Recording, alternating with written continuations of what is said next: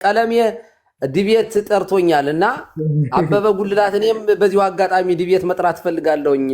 አበበ ጉልላት መቼ ሞተ፣ እንዴት ተቀበረ በሚል ዲቤት መግባት ፈልጋለሁኝ። አዳምሻ ጥሪ አስተላልፍልኝ። አንድ ጊዜ ሪኮርድ ላድርጉት። እሺ በቃ አርጉኝ። ከታች እነዲፊባቸው ለቀለሜ አድርሱልኝ። በአበበ ጉልላት ላይ ዲቤት እንድንገባ ፈልጋለሁኝ። መቼ ሞተ፣ መቼ ተቀበረ፣ እነማን ናቸው የገደሉት፣ መቼ ተነሳ፣ ሙቶ ተነሳ በሚል የዲቤት ጥሪ አቅርቤልሃለሁኝ።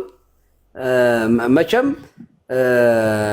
ማንም እንደማያስቀርህ አንተ በጣም ጎበዝ ስለሆንክ መተህ በዚህ ጉዳይ ላይ ዲቤት ከኔ ጋር እንደምታደርግ ሙሉ ተስፋ ነው ያለኝ። ቀለሜዋ ይሄንን በአክብሮት አስተላልፍልሃለሁ። ወንድም አለም አመሰግናለሁ።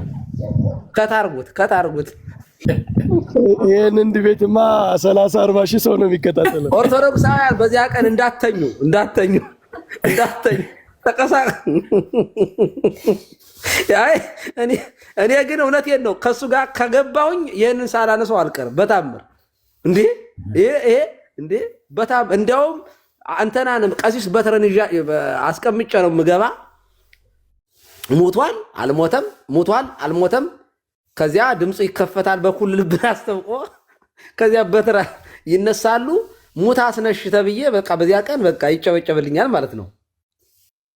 አዳም አይቴ ያለው ከአዳም አለው እዚህ አንዳንድ ሰው እስካሁን አላለቀልህም እንዴ? ኧረ አድርጌ ጨርሻለሁ። አንዳንድ ሰው ሚዩት እያደረኩኝ ነው።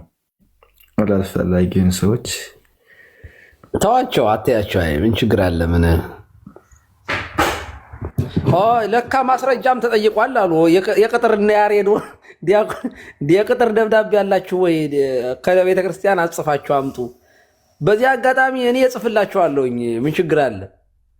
ዲያቆናት እዚያ ማስረጃ ምናምን ከተባላችሁ እጽፍላችኋለሁኝ።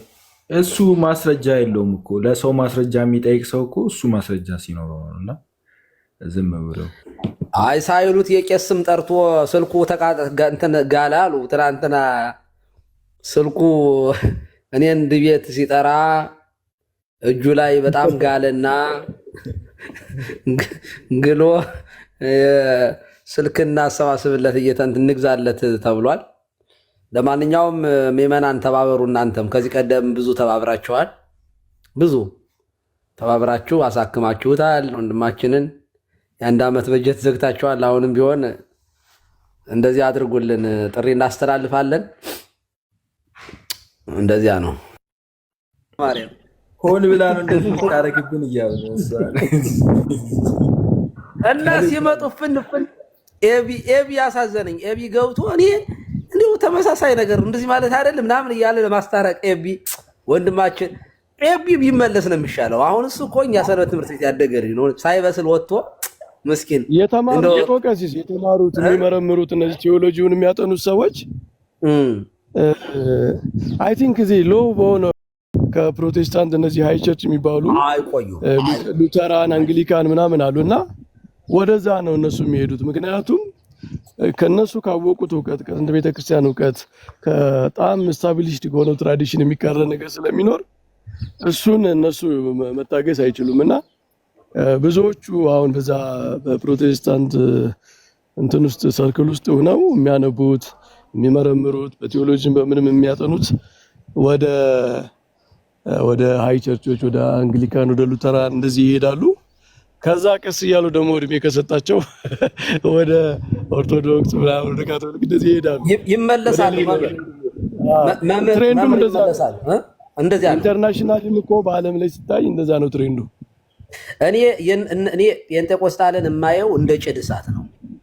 ጭድ እሳት አይተውት ከሆነ ሲያቀጣጥሉት ባንዲሩ በቃ ብው ነው የሚለው። ኢትዮጵያ ውስጥ እንደዚያ ነበር የሆነው። በነገራችን ላይ እንደው በእኛ ድካም የሚሆን በምንም እንደው ሲገባ ብው አለ፣ ተቀጣጠለ።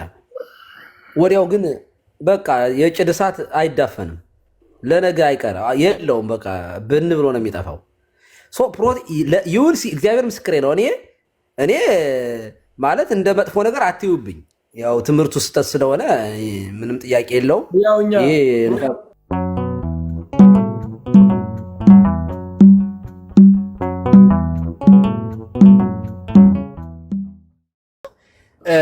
በጣም በጣም እኔ እውነት ለመናገር እንዴት ደስ እንዳለኝ ዳዊት በጣም ሃምብል ሰው ነው። ለነሱ ለእምነታቸው ይጠቅማል። ለማየት ያብቃህ። ጴንጤቆስታል በሙሉ ወደ መካነ ኢየሱስ ይጎርፋል። ለማየት ያብቃ። ምክንያቱም የአባቶች ትምህርት እየተገለጠ ነው። ክርስትና ታሪካዊ ነው እና እሱንም እየጠቀሱ ስለሆነ ከመጽሐፍ ቅዱስ ጋራ በጣም የተጠጋ ነገር ስላላቸው አይ ቲንክ ለሉተራን በጣም ትልቅ እድሎች ናቸው ልጆቹ በጣም እና በርቱ ነው የምላቸው። ቢያንስ ምልህ ጠጋ ያለ ለመጽሐፍ ቅዱስ እንደው የሆነ ነገር እኮ አንተ የሆነ መኖር አለበት አይደል? እምነት የሚመስል ነገር። እኔ አሁን ካቶሊክን ኢስተርን ኦርቶዶክስ እንደዚህ ያሉትን ነገሮች እኛ ታውቃለህ ስትሮንግሊ በጣም ኦፍ ኮርስ አንድ እምነት አይደለንም ያለንም፣ ግን በጣም ፈርዘር ሄደን ኢቭን ቤተክርስቲያን ስርዓቱን ምኑን ስታየው ቅዳሴያቸውን ስታይ የሆነ መጽሐፍ ቅዱሳዊ የሆነ ነገር ታያለህ። ልዩነቶቹ እንዳሉ ነው። እኔ እኮ ጴንጤቆስታል እኮ ማለት እኮ እኔ እንደ መሐመድ መጽሐፍ ቅዱስን ገልብጦ የሚረዳ እኮ ነው። ባይዘይ ክርስቲያን ከመባላቸው በዘለለ እስኪ የትኛውን ነው የሚያምኑ? ስላሴ ላይ ስትመጣ ግን ጥልጥላቸው የወጣ ነው። እንደገና ቅዱስ ሥጋው ላይ ጥምቀትን እንግዲህ በር ነው፣ ዋና የምስጢራት በር ነው ጥምቀት። የኃጢአት ስርየት ነው። ጸጋ መንፈስ ቅዱስ መቀበያ ነው። ጸጋ መንፈስ ቅዱስ የምትለብስበት ነው። ከክርስቶስ ጋር የምትተባበርበት ነው።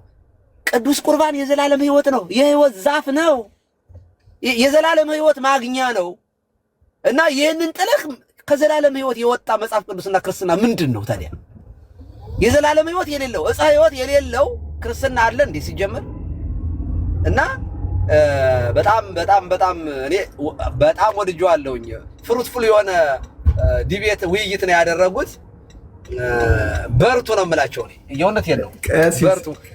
አበባዬን ነው የጨረስኩት ዛሬ። አቤት አይ ጴንጤቆስቴ በቀጥታ ሊትራል ብሎ የሚቀበለው 1000 ዓመት የሚለው አለ አይደል? ይሄ ክርስቶስ ለ1000 ዓመት ይገዛል የሚለው እሱም ብቻ ነው የማይሉት። የሉተራኖች ናቸው። ኧረ እንትኖች ጴንጤዎች ጴንጤቆስቴ ብዙ ጊዜ ይሄ የ1000 ዓመት መንግስት ምናምን የሚሉት አለ አይደል? አዎ የሺው መንግስት። እሺ እሱም ብቻ ነው ሊትራል የሚሉት እንጂ ሁሉ ነገር ሲምቦሊክ ነው። እሷንም እኮ ያው በንጥቀት ያው እንትን ብለዋታል። ኧረ በጣም ብዙ ነገር እንዴ አዳም። እኔ ዝም ብለህ ቁጭ ብለህ የእነሱን እንትን ተከታተል። መጽሐፍ ቅዱሱን ገንጥለው ነው የሚቀበሉት እኮ ነው የምልህ። ኔጌቲቭሊ ነው የሚረዱት። የእኛን ተቃራኒ ነው። አሁን እኛ እንደዛ እንልማል። አሁን 1000 ዓመት የሚባል ነገር ሊትራሊ አይወሰድም ይባላል እና እነሱ ትርጉም እኛ ሊትራል የማንለውን ሲምቦሊክ ጥንታዊ አብያተ ክርስቲያናት ሲምቦሊክ ነው ይሄ የሚሉትን ነገር ሊትራል ይላሉ። ሊትራል የሚባለውን ደግሞ ሲምቦሊክ ነው ይላሉ። ለነገሩ እኛ እኮ ነን። እነሱ እኮ ነግረውን ነበር። እኛ ፕሮቴስታንት ነን። የእኛ ስራ መቃወም ነው። ምንም ነገር ከኛ አጠብቁ ብለውን ነበር። እኛ እኮ ነን ያጠፋነው። ለነገሩ ስማቸው ተጽዕኖ አሳድሮባቸው ነው ይመስለኛል። በሉ እንዳልይዝባቸው። ለማንኛውም አስኪዱት። የሆነ ነገር ማሰማችሁ ደስ ይለኛል። ከዛው እናንተ ኧረ ፕሊስ አሰማን።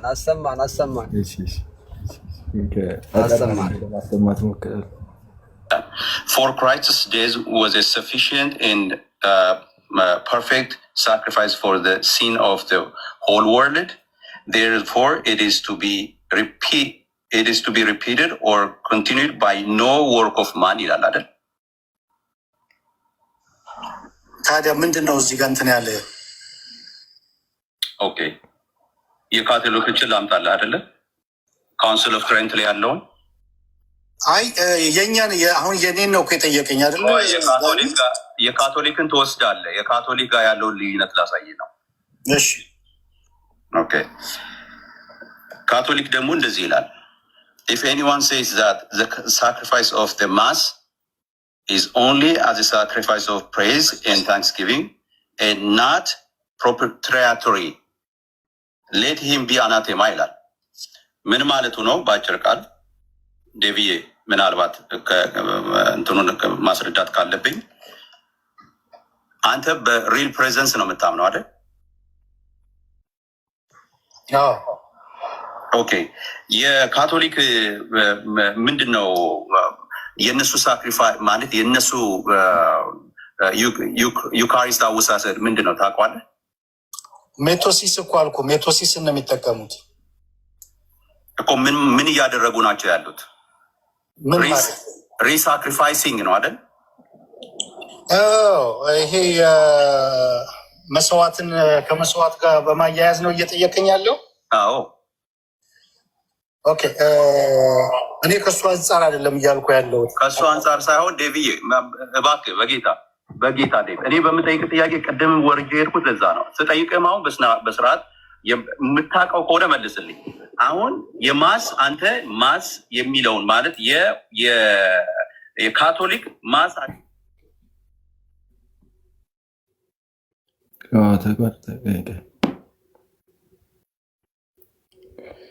ምንድነው ዜድ ዩካሪስት ምንድነው ዜድ ለማድረግ የፈለገው? እንደዚህ ሁልጊዜ ጠያቂ መሆን ይፈልጋል። ዜዶ ሁልጊዜም ጠያቂ ነው እና መጠየቅ ምናምን አይፈልግም። የሆነ ነገር ጠይቆ ከዛው ጮክ ብሎ ሲጠይቅ ሰው የተሳሳተ ምናምን ዝም ብሎ ማለት ነው ስምህ እንትና ነው ብሎ ይጠይቅና ከዛ በኋላ ሰው እንዲደናበር እውነትም ስሜ የተቀየረ እንዴ ምናምን ብሎ እንዲል እንደዛ የማድረግ ነገር አለበት። ዜዶ ሁሌ ነው እንደዛ የሚያደርገው። ምንም አዲስ ነገር እኮ አላመጣም። ዩክረስትን እነሱ ሪሳክሪፋይስ ምናምን ብለው የሚሉት አንዱ የትኛውም የአብያተ ክርስቲያን ጥንታዊ አብያተ ክርስቲያን ተደጋግሞ ሳክሪፋይ ይደረጋል ምናምን የሚል የለምና እሱ ደግሞ ሲጠይቀው ዳዊት እንትና ለምሳሌ ምስጋና ጋር የተያያዘ ነው። የግሪኩም ቃል ምስጋና ነው። በቃ አንቀበለውም ብለኛል አይደል? እንትን እኮ አይደለም የያዝ ነው አይደለማ እኮ እኔ እኮ ትምህርት አይደለ እንደምንወያየው ዴቪዬ በጌታ አሁን እኮ እኔ በዚህ እኮ ነው እንትን የማደርገው አልቀበለውም አልክ አይደል? አሁንም ዜድ ለምዶብህ ነው አልቀበልም ብለዋል። አሁን የያዘው እሱ አልቀበልም ስላለ ይጨርስና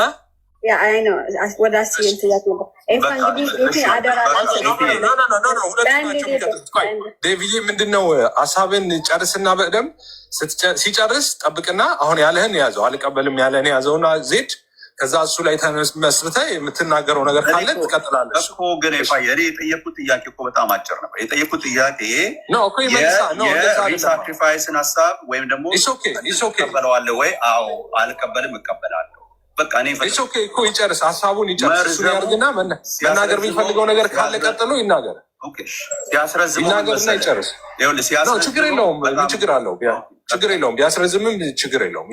ይናገርና ሲጨርስ አንተ ደግሞ እንደዚህ ብለሃል በልና እሱ ያልከው ላይ መስራት የፈለከውን ስቴትመንት ከዛ በኋላ ትቀጥላለህ። ዴቭ ቀጥል። አሁን እሺ፣ ቴንኪዩ ኤፋ። ምንድነው ሪሳክሪፋይስ እንደ ሉትራን እንትን አንልም እኛ። ዩካሪስት የሚለውን ነው ዩካሪስትን እንቀበላለን። ቁርባን የሚለውን እንቀበላለን። ቁርባን ብለን ስንል ግን እኛ ለጌታ የምንሰዋው ሳይሆን ምስጋና የምናቀርብበት ነው። ምስጋና የሚለውን ነው የምንወስደው ማለት ነው። ከዛ አንጻር ነው የምንቀበለው። ቅድም ግን የካቶሊክንም የኦርቶዶክስ ጋር ሄጄ በወስድ እንትን የሚለኝ የለም ብዬ ስል ከተናገርኩት ነው።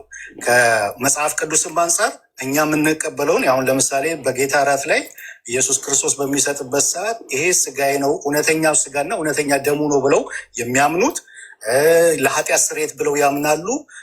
ለህይወት እናገኝበታለን ብለው ያምናሉ። ለመዳን ብለው ያምናሉ። የቤተክርስቲያን አባቶች ሁሉ እንደተቀባበሉት በጉባኤም እንደተወሰነው ያንን ያምናሉ። ፕላስ ደግሞ ካቶሊክ ጋር ስናይ ሜቶሲስን ነው።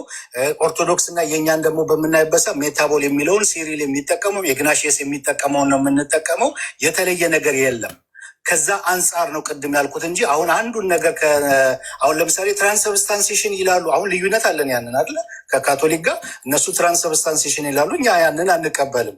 ያንን ልዩነቷን አሁን መዘ ነው ይሄኛው እንደዚህ ይላሉ፣ አንተ እንደዚህ እናንተ እንደዚህ አትሉም እና ይሄንን ወስዳለሁ እንዴት አልክ ነው ልዩነቷን መዘ ማለት። እኔ ግን ያልኩት ምንድን ነው የጌታ እራትና ይሄ ስጋና ደሙ እውነተኛ የጌታ ስጋና ደም ብለው ስለሚያምኑ ለኃጢአት ስርየት ብለው ስለሚያምኑ፣ ለመዳን ብለው ስለሚያምኑ፣ ህይወት እናገኝበታለን ብለው ስለሚያምኑ፣ የኔም እምነት የሉትራን እምነት እንደዛ ስለሆነ ለመውሰድ የሚከብደኝ አይደለም።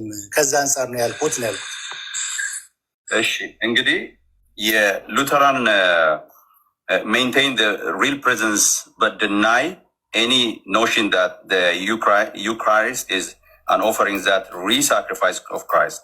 For this reason, they call the Catholic view blasphemy against the sufficiency of Christ's once for all atonement. So, blasphemy የተባለውን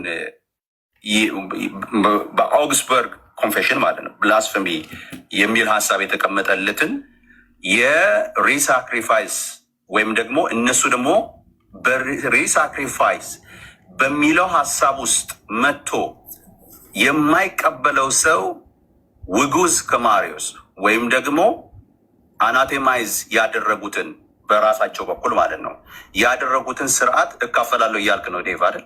በካፈል ችግር የለብኝም እያልክ ነው። አሁን እኮ ዜዶ ቅድምም ደጋግሜ የተናገርኩኝ አሁን እነሱ እንትን የሚሉትን ነው አንተ እያልክ ያለው። እኔ ደግሞ የኔን ነው እኔ ብወስድ ምን እንትን የሚለኝ የሚከብደኝ ነገር የለም ነው እያልኩ ያለሁት እንጂ እነሱ ይሄንን ይከለክሉሃል እንድመውሰድ አችልም ከሚለው አንጻር አይደለም። እዚህ ጋር ትንሽ ይሄን ላሰማችሁና ከዛው እናንተ እንትን ትቀጥላላችሁ። እስቲ አሁን ባለው ሁኔታ ማለት ነው ከኦርቶዶክስ ተዋሕዶ ቤተክርስቲያን ወይም ደግሞ ከካቶሊክ ሄዶ የሚወስዳል እንዴ? እነሱ ሲፈቅዱላቸዋል? አሱዬ እንደዛ አይደለም እኮ ያልኩት። አሁን ሄጄ አሁን በወስድ ልውሰድ እንኳን ብል አያስወስዱኝም እኮ ካቶሊክም ኦርቶዶክስ ወስዳለሁ ሄጄ እኮ እያልኩ አይደለም። ብወስድ ካቶሊክ ጋርና ኦርቶዶክስ ጋር ሄጄ ብወስድ ከኛ ጋር ተመሳሳይ ነገር ስላላቸው ለእኔ አይከብደኝም ነው ያልኩት። ገባኝ ዴቪድ። ታዲያ የማይወሰድ ከሆነ ገባ አሁን ይሄን ነገር ወይ በውስጣችን መያዙ ነው የሚሻለው ማለት ቤተክርስቲያንም የማትፈቅድ ከሆነ ነገራችን ላይ ተመልከት። ይኸውልህ እዚህ ጋር አንድ ያዝ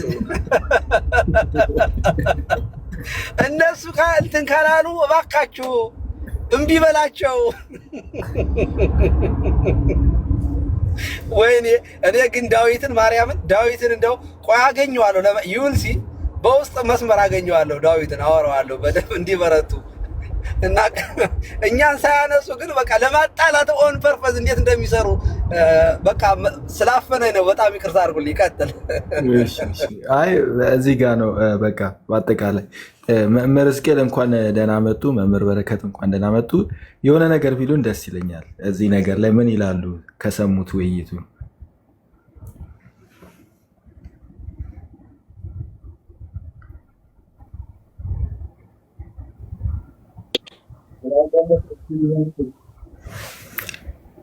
ምን መምህር ሕዝቅያስ አይ ቲንክ አፍጋኒስታን ናቸው መሰለኝ ያሉት። ኔትወርካቸው ከኢትዮጵያ የባሰ ነው። ቀይ በቀይ ሆኗል።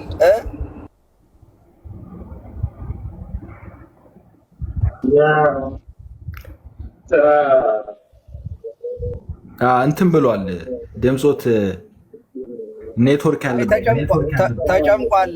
መምህር በረከት ይቀጥሉ።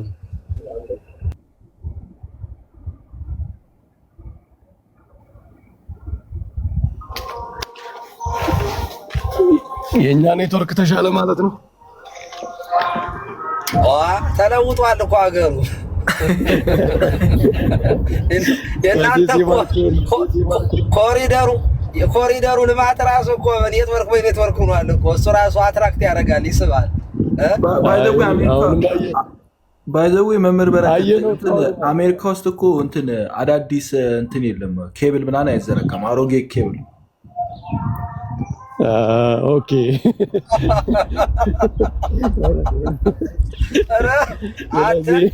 ተው እንጂ እንደዚህማ ሀገራት ስም አታጥፋ እንዴ!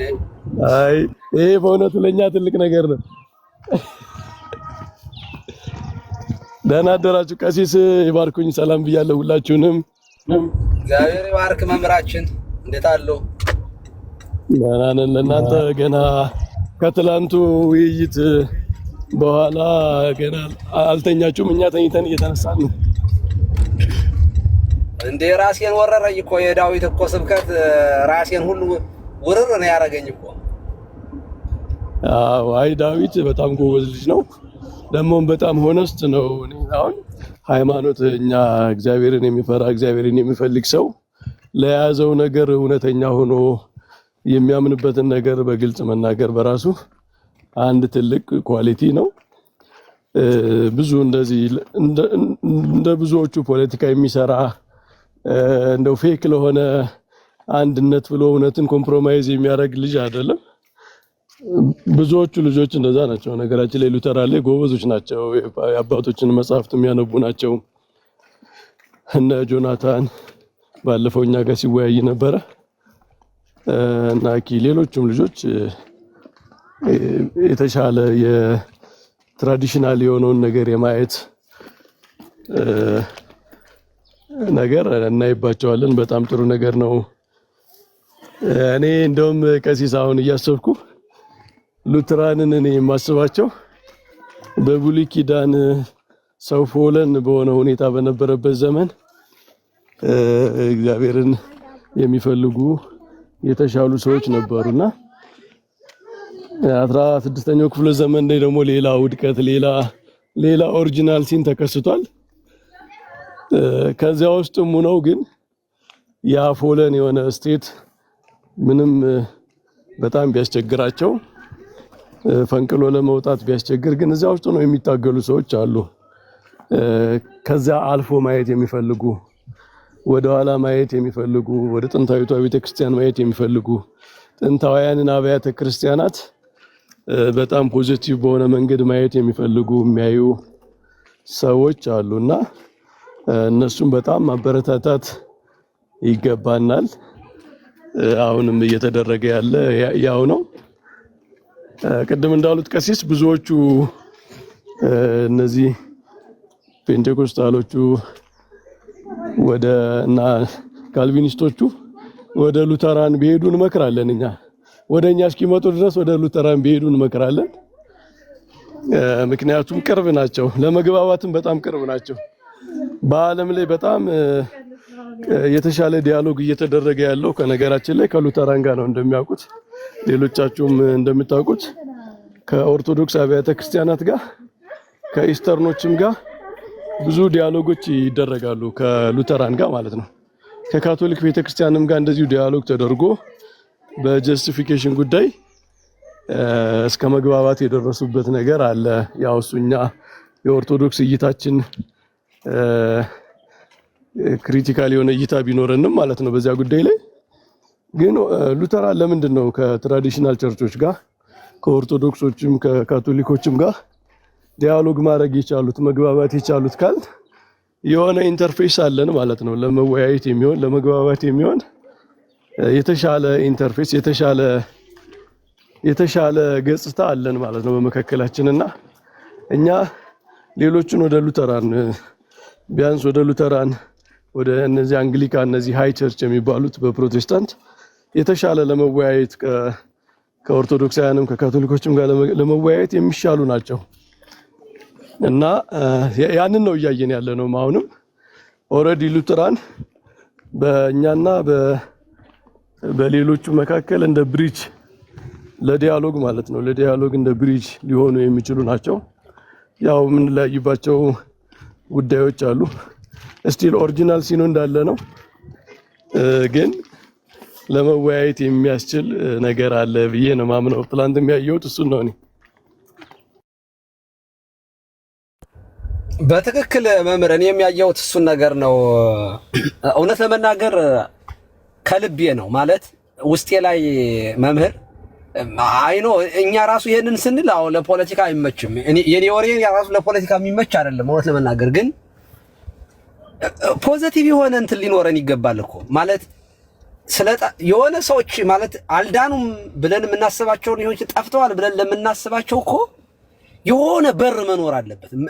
ወደዚህ እንዲመጡ እንድንግባባ አንድ እንድንሆን በጣም መናፈቅ እንዳለብን ይሰማኛል። እና ውስጥ የሚነግረኝ እንደዚያ ነው። የመናፈቅ እንደው ይሄ የተከፋፈለው አንድ መሆን እና አንዲቱ ቤተክርስቲያን በዓለም ላይ የሚጠፋ የሚድኑት እየበዙ የሚጠፉት ደግሞ እየቀነሱ ሰይጣን ከምድር ላይ ኃይሉ እንዲሻር ምኞታችንም ነውና ከዚህ አንፃር ነው እኛ እውነት መናገር እንጂ ደስ አለን። አያችሁ በዚህ አጋጣሚ ኦርቶዶክሳውያን ምን ያህል ለእውነት ቅርቦች እንደሆነ ነው የሚያሳየው። እንዴት እንደምንናፍቅ አንዲቷን ቤተክርስቲያን ወንድሞችን እውነት ሲኖራቸው ልዩነት እንኳን እያለን ግን እውነት በሚሉት ነገር ላይና በያዙት ነገር ላይ እውነት ከሆነ ኮምፕሮማይዝ እንደማናደርግ እንደው ዝም ብለን የራሳቸው ጉዳይ ምንም ነገር እኛ ጋር እስከሚመጡ ድረስ ይሄም ቢሆን አንቀበልም፣ ውሸታሞች ናቸው አንልም። እኛ እውነቱን እውነት ሐሰቱን ሐሰት፣ ይሄንን ትክክል ናቸው፣ እዚህ ላይ ግን ስህተት አለ፣ ይሄንን አስተካክሉ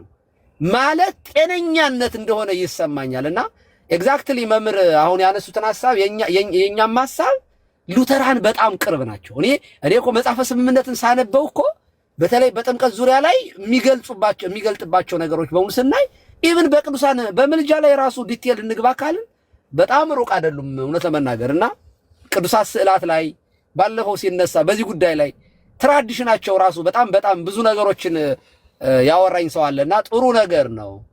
እና እነ ዳዊትን በጣም በርቱ፣ እነ ዮናታን እነ ሐናን እነ ሙሌን በርቱ፣ ጥሩ ነው። ለውይይት በጣም ቅርብ ናችሁ፣ ለመነጋገር ሩቅ አይደላት። ቢያንስ ውሃን ውሃ፣ ደሙን ደሙ፣ ስጋውን ስጋው፣ ጥምቀቱን ጥምቀት ብላችሁ ስለምትቀበሉ በቃ ለመግባባት በጣም ሩቅ አይደላችሁም ብዬ ነው የማስበውና እኔም እንደዚህ ያለ አጽንኦት ለመስጠት ነው። መምህር እግዚአብሔር ይስጥልኝ።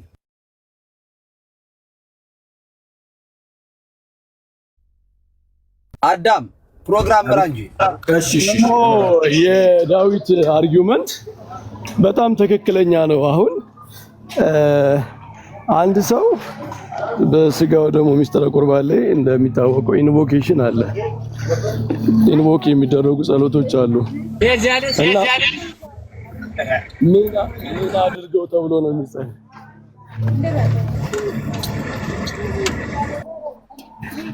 ምን አድርገው ብለው ነው የሚጸልዩት? አሁን አንድ ሰው ሲጸልይ ፕሪዛይድ ሲያደርግ ቅዱስ ቁርባንን ሲመራ እንደው የክህነቱን የምናምን የቫሊዲቲውን ምናምን ጉዳይ እሱ አንድ ትልቅ ፋክተር ዋና ፋክተር ነው። ወደ ጎን ለጊዜው ፎር ዘ ሃይፖቴቲካሊ እንደው ወደ ጎን እናድርገውና ምን አድርገው ብሎ ነው ኢንቮክ የሚያደርገው ነው የሚለው ጥያቄ እኮ የዳዊት የመታሰቢያ አድርገው ብሎ ነው የሚያደርገው ወይ መታሰቢያው ነው ብሎ ነው ወይስ ይሄንን የክርስቶስ ስጋና ደም ይሁን መንፈስ ቅዱስ ይባርከው መንፈስ ቅዱስ ይቀድሰው የክርስቶስ ስጋና ደም ያርገው ብሎ ነው ኢንቮክ የሚያደርገው? እንደዛ ተብሎ ኢንቮክ ያልተደረገበት እንዴት ነው ሊሆን የሚችለው? የክርስቶስ ስጋና ደም እንዲሆን ያልተጸለየበት ሊሆን አይችልም ማለት ነው። ስለዚህ ያልሆነን ነገር አልቀበልም ነው እኮ እያለ ያለው። ቢያንስ ኦርቶዶክስ እና ካቶሊክ ጋር ብሄድ አድርገው ብለው ነው የሚጸልዩት። ስለዚህ ጸሎቱ እንዲደረግ የክርስቶስ አማናዊ እውነተኛ ስጋና ደም እንዲሆን የሚጸለይ ጸሎት ነው የሚጸልዩት። ስለዚህ ኢንቮኬሽኑ ለኔ ሴፍ ነው የሚለው በእምነቱ የሚታመነው እምነትና እዛ ላይ ኢንቮክ የሚደረገው ጸሎት አማናዊነትን የሚገልጽ ስለሆነ ይስማማኛል። ይሄኛው ግን ያ ኮንቴንት ስለሌለው ነው ያለውና ትክክል ነው። ምሳሌ ብንወስድ ለምሳሌ እኛ ለምሳሌ አሁን አንድ ለዝክር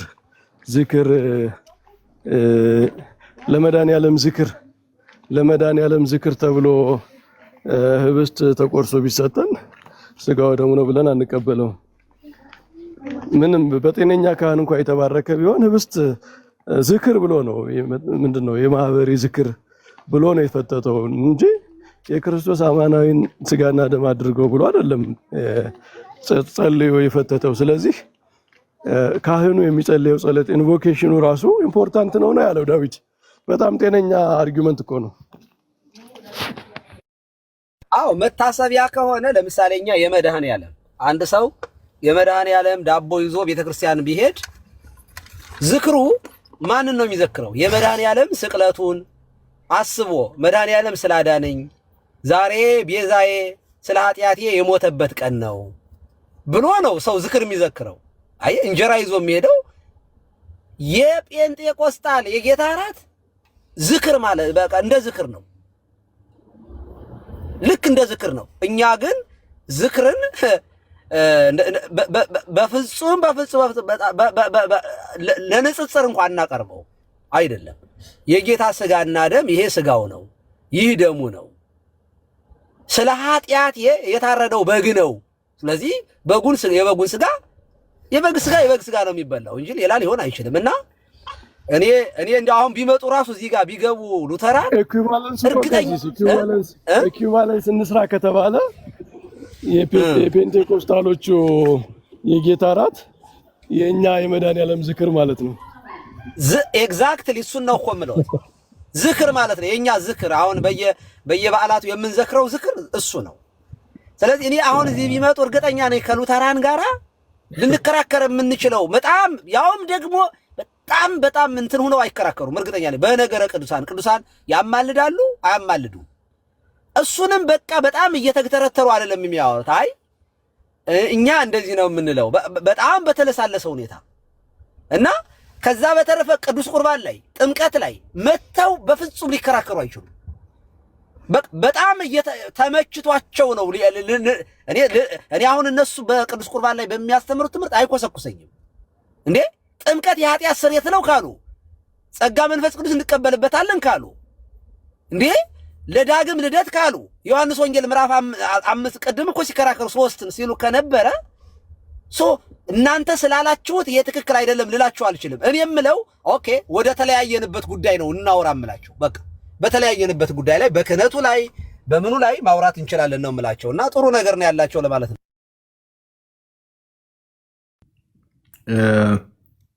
ሌላኛውን ላሰማችሁ አስተያየት እንድትሰጡበት ነው።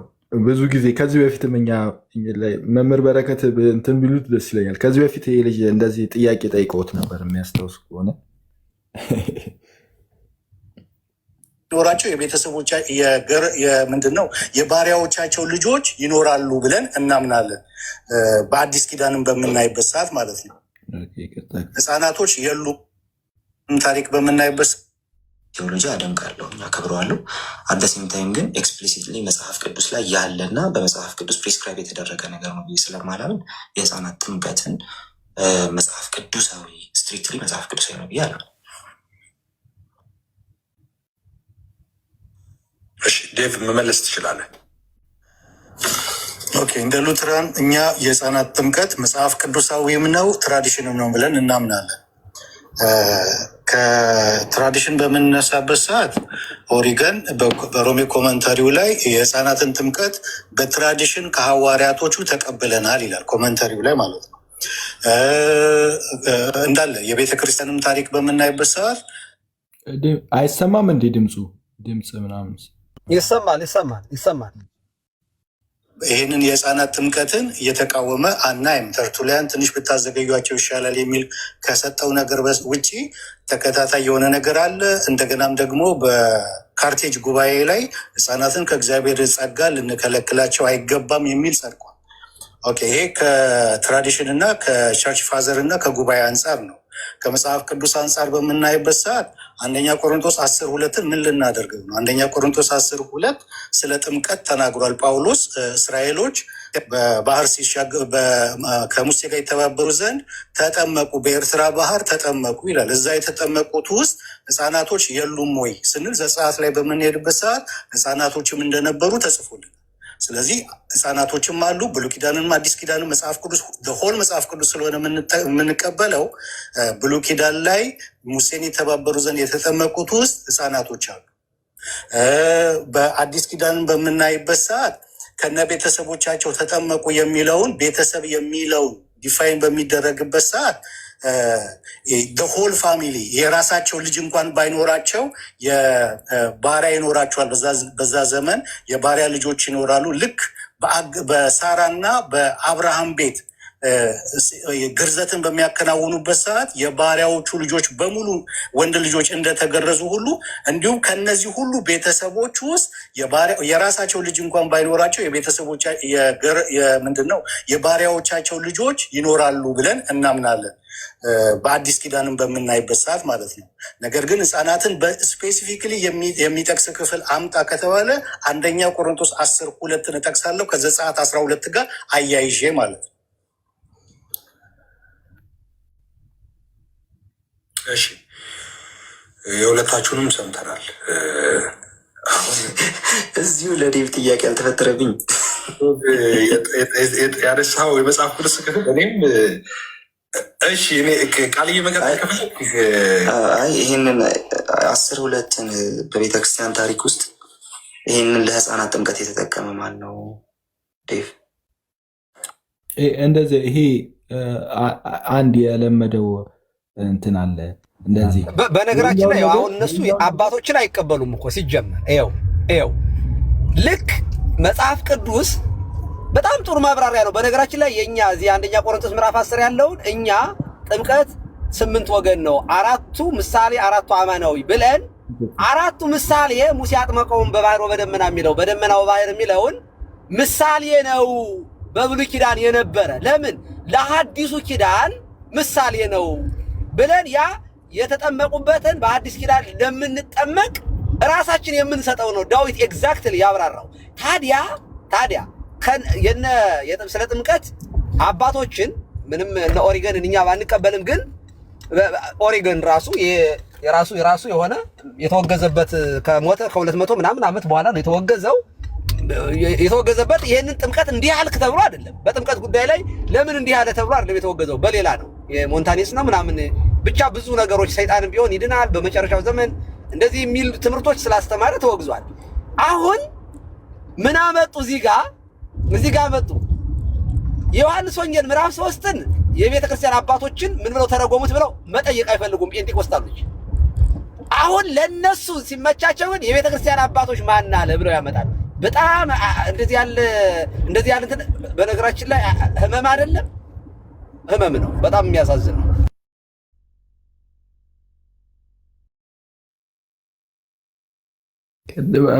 መምህር በረከት የሆነ ነገር ማለት የሚችሉ ከሆነ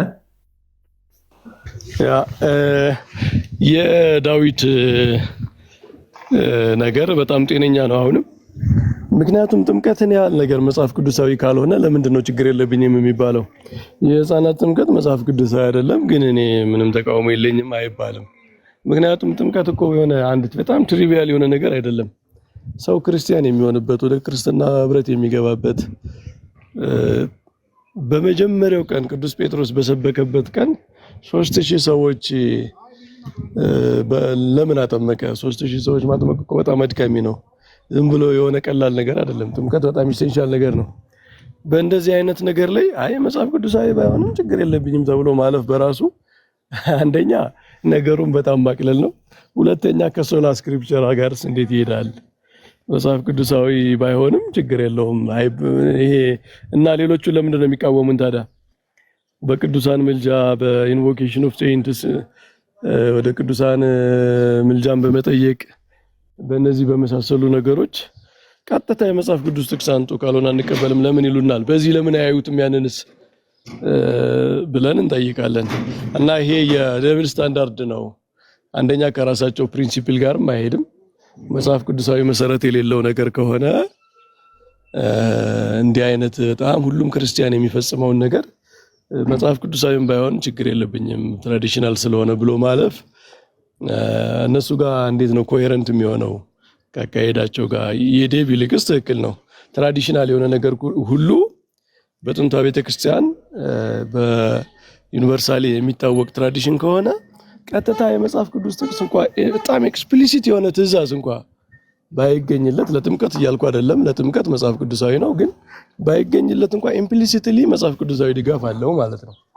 ምክንያቱም መጽሐፍ ቅዱሳዊ ድጋፍ ሁሉ ግዴታ ኤክስፕሊሲት መሆን የለበትም ማለት ቀጥታ እንደው በቃ ብላክ ኤንድ ዋይት የተጻፈ ብቻ መሆን የለበትም። እንደዚህ ካልንማ ስላሴ በሚለው ቃል የራሱ ጥያቄ እናነሳለን ማለት ነው። ስለዚህ ኢምፕሊሲት የሆነ የመጽሐፍ ቅዱስ ድጋፍ የሌለው የቤተ ክርስቲያን ትራዲሽን የለም። ይህንን ማወቅ አለብን። ዝም ብሎ በአየር ላይ የተንጠለጠለ ትራዲሽን የለንም። መጽሐፍ ቅዱስ መሰረቱ ያልሆነ ትራዲሽን የለንም። ኢምፕሊሲት እና ኤክስፕሊሲት የመሆን ነው ልዩነቱ። ማለት በግልጽ በቀጥታ የመነገርና ከሆኑ በጣም ቤዚክ ከሆኑ ነገሮች መጽሐፍ ቅዱሳዊ አስተምህሮች ድራይቭ የሚደረግ ወይም ኢምፕሊሲትሊ የተጻፈ መሆኑ ነው ልዩነቱ። እና ጥምቀት ዳዊት እንዳለው ኮቨናንት ነው። ጥምቀት የኮቨናንት ምልክት ነው። በብሉይ ኪዳን ደግሞ ሕፃናትን ያጠቃልል ነበር ኮቨናንት። በብሉይ ኪዳን ኪዳኑ እግዚአብሔር ከሰው ልጆች ጋር ኪዳን ሲገባ ሕፃናትን ኤክስክሉድ አድርጎ አልገባም። ለእግዚአብሔር ባህሪም አይስማማም። በነገራችን ላይ እንዴት አስበውት ነው አባትና ልጅ የእግዚአብሔሩን አባትና እናት የእግዚአብሔሩ ነው ልጅ የእግዚአብሔር የማይሆንበት በአንድ ቤት እየኖሩ በስጋው እየመሩት በስጋው እየመገቡት እያኖሩት ለነፍሱ ዋስ የማይሆኑት ለምንድን ነው? ፕሮቫይድ ያደርጉታል እኮ እና በእነሱ ኪዳን ውስጥ ልጁም ይገባል ማለት ነው። እና ይሄ በብሉይ ኪዳን የነበረው ስርዓት የህፃናት መገዘር ለምሳሌ በ8 ቀን አብሮጌት አልተደረገም። አብሮጌት አልተደረገም ማለት ድሮ በብሉይ ኪዳን ህፃናት ኪዳን ውስጥ ይገቡ ነበር። በአዲስ ኪዳን ግን ኪዳን ውስጥ ተከልክለዋል አይደለም የተባለ፣ እንደውም በተቃራኒው ህፃናት ወደ እኔ ይምጡ ነው የተባለው። ሁለተኛ ግዝረት ራሱ የጥምቀት ምሳሌ ነው ብሎ ነው ቅዱስ ጳውሎስ ዲፋይን ያደረገው። ስለዚህ በቃ ቀጥለዋል ማለት ነው። ግዝረት የህፃናት ምሳሌ ከሆነ ትልቅ ሰው ሲመጣ ወደ ብሉይ ኪዳን ወደ እስራኤል ወደ አይሁድነት ሲመጣ ትልቅ ሰው ተምሮ አምኖ የእግዚአብሔርን ትድግና ለእስራኤል ያደረገውን ነገር አምኖ የሙሴን መጽሐፍ ተቀብሎ ነው የሚገዘረው። ዝም ብሎ አይገዘርም። ህፃን ልጅ ግን ያንን ሁሉ ሳይጠበቅበት የኪዳኑ አባል ይሆን ነበር በብሉይ ኪዳን። አሁንም ትልቅ ሰው ሲመጣ አምኖ ነው የሚጠመቀው። ህፃን ልጅ ግን ያ ሁሉ አይጠበቅበትም ማለት ነውና ያ አብሮጌት ያልተደረገ የመጽሐፍ ቅዱስ ህግ ነው ማለት ነው። በዚህ ነው የምናየው እና የዴቭ ትክክለኛ የሆነ ትራዲሽናል የሆነው መጽሐፍ ቅዱሳዊ የሆነው አስተምሮ ነው የገለጠው ማለት ነው።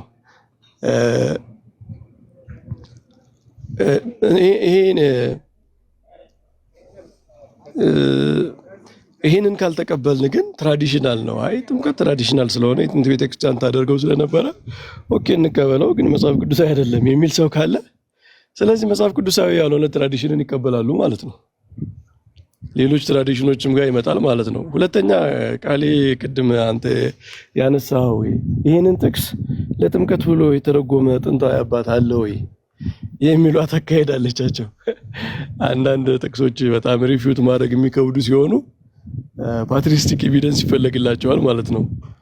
እና ምንድነው አንዳንድ ጉዳይ በአበው ዘመን ያልተነሳ ወይም ትልቅ ኢሹ ያልነበረ ጉዳይ ከሆነ አባቶች በዚያ ደረጃ ላይ ተረጉሙት ይችላሉ። ምክንያቱም አባቶች በአብዛኛው ጽሁፋቸው አፖሎጀቲክ ነው። አፖሎጀቲክ በዘመኑ ለሚነሳው ጥያቄ መልስ የመስጠት በዚያ ላይ ያተኮረ ስለሆነ አብዛኞቹን ነገሮች በዚያ አንፃር ያዩ ስለነበረ ፓስቶራል ስለሆነ ማለት ነው። ትምህርታቸው ፓስቶራል ነው። ፓስቶራል ነው ማለት ለጊዜው ምዕመናን በተፈጠረ መናፍቃን በሚፈጥሩት የስህተት አስተማሪዎች በሚፈጥሩት ትምህርት የተወዛገበውን ምዕመን ማስረዳት፣ ማሳመን፣ ማጽናት ስለሆነ በዚያ ላይ ያተኩሩ ስለነበረ ሁሉም ኮሜንታሪያቸው ኤግዛውስቲቭ ነው ማለት አይደለም። ማለት በዚህ ዘመን አንድ ጥያቄ ሲነሳ እኛን የመጽሐፍ ቅዱስ አንድ ክፍል አባቶች ግዴታ በዛ መንገድ ስላልተረጎሙት እኛ መጥቀስ አንችልም ማለት አይደለም። ምክንያቱም የመንፈስ ቅዱስ ምሪት ኮንቲኒየስ ነው። ቤተክርስቲያን በቃ ስታቲክ የሆነ ትራዲሽን የላትም። በቃ ትርጓሜ ማለት አባቶች በተረጎሙት በዛ ብቻ የተገደበ ነው። ከዛ በኋላ ምንም አይነት ትርጉም መተርጎም አይቻልም አይባልም። ግን እኛ ከአባቶች ጋር አንቃረንም ነው ዋናው ነገር። ከአባቶች የተቃረነ አስተማሪ የለንም እንጂ ዲቨሎፕመንት ኤግዜጀቲካል የሆነ ዲቨሎፕመንት ሊኖር ይችላል። ለምንድን ነው አዲስ ችግር ይፈጠራል። አዲስ ችግር ሲፈጠር አዲስ ማብራሪያ ሊመጣ ይችላል። ግን እኛ የምንለየው ምንድነው? እኛ ኦርቶዶክሳውያን አዲስ ነገር መጥቶ አዲስ ነገር ዲፌንድ ስናደርግ አባቶችን ተቃውመን አይደለም። ለምሳሌ አሁን ቅድም የተጠቀሰው ጥቅስ አባቶች ሁሉ ተስማምተው ይሄ ለጥምቀት አይሆንም ብለው ቢሆን ኑሮ ኔጌቲቭሊ ጄጅ አድርገውት ቢሆን ኑሮ ጥቅሱን አንጠቅሰውም። ግን አባቶች ሳይለንት ከሆኑ እኛ መጥቀስ እንችላለን። ማለት ለጥምቀት አይደለም ብለው እንኳላለፉ ዝም አሉ ማለት ወይም በዛ ጉዳይ ላይ እነሱ አልጻፉበትም ማለት ተቃውመውታል ማለት አይደለም። ይሄ አርጊውመንት ፍሮም ሳይለንስ ነው። ይሄ ፋላሲ ነው። አባቶች በዛ ጉዳይ ያ ጉዳይ ኢሹ ስላልነበረ በዘመኑ ወይም እነሱን በጣም አእምሯቸውን ኦብሰስ ያደረጋቸው ችግር ያ ስላልሆነ በዛ ጉዳይ ላይ ብዙ ነገር ጽፈው አልሄዱም ማለት ያን ጉዳይ አሁን ቢነሱ ለጥምቀት አይተረጉሙትም ማለት አይደለም። ቅዱስ ዮሐንስ አፈወርቅ አሁን ባለው ችግር ቢመጣ ይሄንን አይጠቅስም ለማለት ማን ነው ይሄን ማለት የሚችለው ማለት ነው? አይቻልም። እንዲህ አይነት አርጊውመንት የለም። እና የፓትሪስቲክ ኮሜንተሪ እኛ ከነሱ ጋር አንቃረንም እንጂ አዲስ ችግር፣ አዲስ ተግዳሮት፣ አዲስ ቻሌንጅ ሲመጣ እነሱ ሳይለንት የሆኑባቸውን ብዙ ያላሉባቸውን ጥቅሶች እኛ በዘመኑ ለሚመጣ ነገር አናውላቸውም ማለት አይደለም። አንቃረናቸውም ነው። ይሄ ስለ ጥምቀት ሊጠቀስ አይችልም ብለውም ቢሆን ኑሮ ነበር የሚሰራው። ይሄን ጥቅስ ስለ ጥምቀት ሊጠቀስ አይችልም ብለው ቢሆን ዛሬ እኛ ተነስተን ስለ ጥምቀት ነው ብንል ቢያንስ ከአባቶች ጋር ተጣላን ይባላል። አባቶች እንደዚያ ባላሉበት ሁኔታ ግን አንድ ሰው ይህንን ለጥምቀት ብሎ ቢጠቅስ አባቶችን ተቃረና አይባልም። አባቶች መች ተጠየቁ? አሁን እኮ በምድር ላይ አይደሉም፣ እኛ መካከሉ ነው። ይሄንን እናንተ ብዙ ምን እንዳላችሁ በዚህ ጉዳይ ላይ ይሄ ጥቅስ ከጥምቀት ጋር ይገናኝ ያብራራችሁበትን አላየንም። እና እኛ አንጥቀሰው ተብሎ ባልተጠየቁበት ሁኔታ አባቶች አይስማሙም ወይም የአባቶች ድጋፍ የለውም ብሎ መናገር አርጊውመንት ፍሮም ሳይለንስ ነው። ዝም ያለ ሁሉ ተቃውሟል ወይም በዛ ጉዳይ ላይ ያልጻፈ ሁሉ ያንን ጉዳይ ለዚህ አይውልም ብሏል የሚል ፋላሲ ስለሆነ ትክክል አይደለም።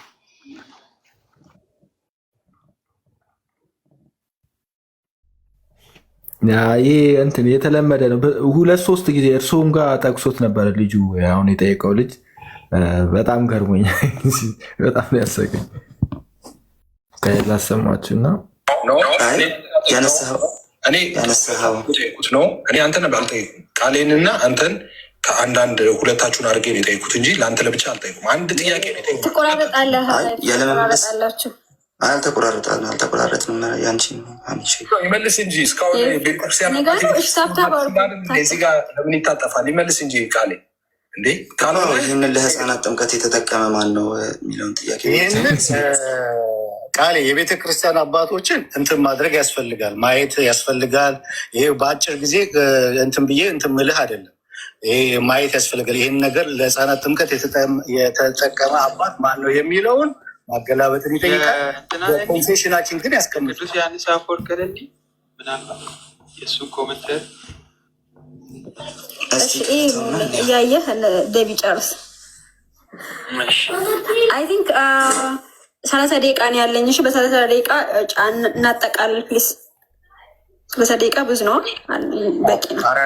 መጠየቅ የምፈልገው ነገር አለ በጣም እዚህ እንደዛ ከሆነ በቀጠሮ መለያየት ያለብን ጥሩ። እንደዛ ከሆነ ፕላስ ኤፊ ፕላስ ጥያቄው ከመጽሐፍ ቅዱስ አሳዩ ነው አይደለ የተባለው? ጥያቄው ከመጽሐፍ ቅዱስ ነው። ከመጽሐፍ ቅዱስ ነው ያሳየሁት። ከቸርች ፋዘር ከተባለ ደግሞ በትራዲሽን እነ ኦሪግን በሮሜ ኮመንተሪው ላይ የህፃናትን ጥምቀት ከአፖስቶሊኮቹ በትራዲሽን እንደተቀበሉ ተናግሯል። ኦሪግን አይ ትራዲሽን ሳይሆን አሁን እኮ መጽሐፍ ቅዱስ ስንቀበል ቅድም እንደተባባል ነው እኮ በመጽሐፍ ቅዱስ ነው የምናየው።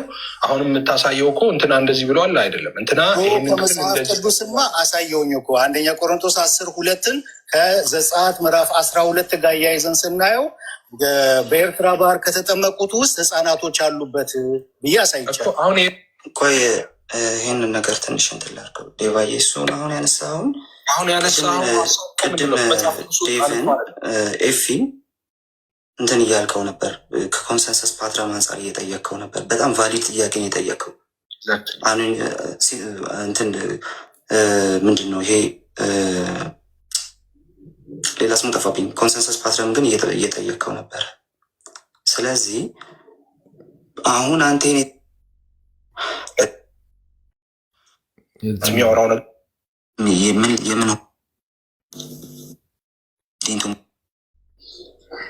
የቱ ቁጥር 10:2 ላይ ምን ይላል? አንዴ ሀኒቸው ከ1 ቆሮንቶስ ምዕራፍ 10:2 ላይ አንዴ ከሙሌ ጋር ጨርስ። ባይብል ስለወጣው ነው ላግዘው ብዬ ነው። አዎ አንድ ጊዜ ከሙሌ ጋር ጨርስ እንትን እንዳይል ነው። ይሁን ትንሽ ታረቅ አለ። እሺ ወዴት? ወደዚህ ወይስ ወደ ላይ? ወዴት? ወደ ላይ እንደዚህ።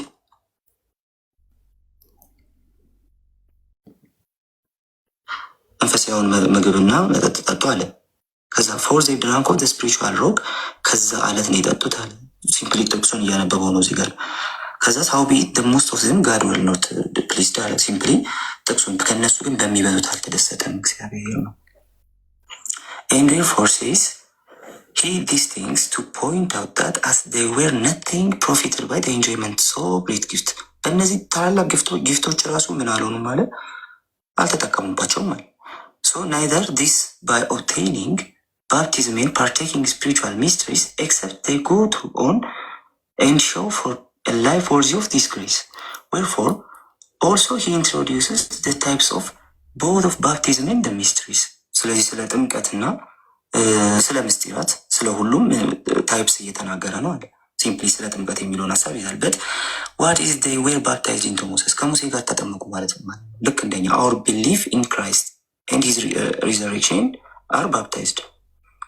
ስለዚህ በክርስቶስ ያመኑ ልክ እንደኛው ማለት ነው። በክርስቶስ አምነው በትንሣኤው ያመኑ ሰዎች እንደሚጠመቁት and being destined into our own persons to partake in the same mysteries. For we are baptized, says, for the dead. That is, for our own bodies. Even so, they were putting confidence in Moses. That is, having seen him cross first, ventured also themselves into the waters. But because he wishes to bring the type near the truth, he speaks it not thus, but uses the terms of the truth even concerning the type. Further, this was a symbol of the font and which follows the holy table. ከዛ ከጥምቀት ቀጥሎ ደግሞ የጌታ እራት ይመጣል። For as you eat the Lord's body, so the manna, and as you drink the blood, so they water from the rock. For though they were things of sense which were produced, yet were they spiritually exhibited, not according to አዎ አርጓል። እሱ ነው እንትን ነው። አይ ቅድም እኮ እዚህ ላይ ነበር እየተነጋገርን የነበረው። ፓራሌል አላደረግም ዩካሪስትን እና ባፕቲዝም። አዎ አርጓል። ኦልድ ቴስታመንት ላይ እንዳለው ማለት ነው። አዎ አርጓል። እሱ ነው እንትን ነው። አይ ቅድም እኮ እዚህ ላይ ነበር እየተነጋገርን የነበረው ማለት ነው። ይሄ የሉተራን ጸሐፊ ለምን ጥያቄ ነበረ? ኦኬ ስለ ኢንፋንት ባፕቲዝም ነው። ኦኬ ኢንፋንት ባፕቲዝም እና እኔ የጠየቅኩት ስለ ኢንፋንት ባፕቲዝም ይሄንን የጠቀሰ አባት ነው እንጂ ስለ ጥምቀት ይሄን የጠቀሰ አባት አላልኩም። አይ እሺ፣ እንዴት ኤክስክሉድ ልናደርግ እንችላለን? ስለ ባፕቲዝም ተጠቅሷል፣ ግን ስለ ኢንፋንት አይደለም የጠቀሱታል። ሲጋ አስተያየት ብትሰጡበት ደስ ይለኛል። በነገራችን ላይ የካቴና ላይ ገብተህ ይሄንን ያሉ በጣም እንዳውም ከኛ አባቶች ጋር የማይቀራረቡ ለምሳሌ ነው ኦገስቲንም ቢሆን ቆርኔሌዎስ የሚባል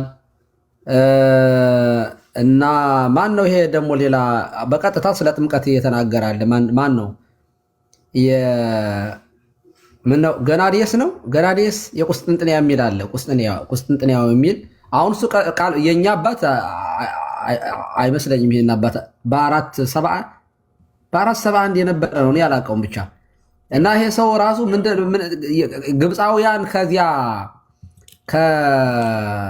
በባህር ተጠምቀው መውጣታቸውን በቀጥታ ጥምቀትም ከጠላቶቻችን ይጠብቀናል ነው የሚለው። እኛም በጥምቀት የልጅነትን መንፈስ ለብሰን በክርስቶስ ትእዛዝ የተፈጸሙትን ቃል ኪዳኖች ኑዛዜዎች የምንወርስበት በዚህ መንገድ ነው የሚለው። አላወኩትም። መምህር በረከት የሚያውቁት ከሆነ ይሄን አባት ግፋይ ያደርጉልናል። ካቴና ላይ ብትገቡ ራሱ አንደኛ ቆሮንቶስ ምዕራፍ 10 ቁጥር 2 ላይ ወደ 5-6 የጠርጡለስ ጭምር ኮመንተሪ አለ። ከዛ በተረፈ እኮ በነገራችን ላይ የሐዋርያት ሥራ ምዕራፍ 2 እኮ ይህን ፍንትው አድርጎ እኮ ያሳያል። የሐዋርያት ሥራ ምዕራፍ 2 ላይ ኦሃዊነ ምንተ ንግበር ብለው ሲሉ እኮ ንስሐ ግቡ ኃጢአታችሁ ይደመሰሰን በኢየሱስ ክርስቶስ ስም አምናችሁ ተጠመቁ የመንፈስ ቅዱስ ጸጋ ትቀበላላችሁ የሚለው እኮ በዚያም ቀን 3000 ነፍሳት እኮ ነው የሚለው ነፍስ ተጨመሩ ይላል።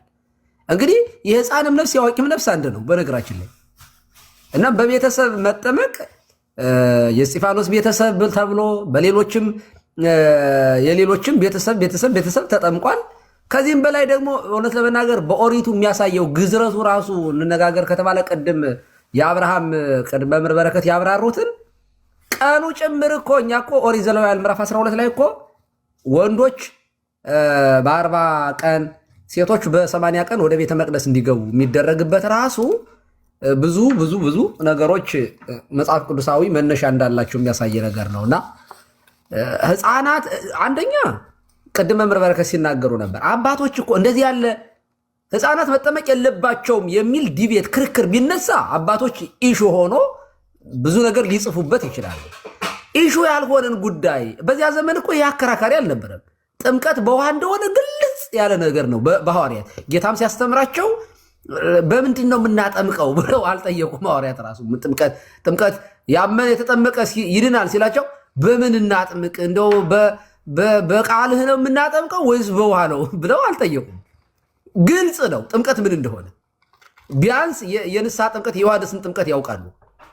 ዮሐንስና እንድርያስ የዮሐንስ ደቀ መዛሙርት የነበሩ ናቸው። የመጥምቀ መለኮት ዮሐንስ ደቀ መዛሙርት የነበሩ ናቸው። ከዚያ ነው የመጡ እኮ።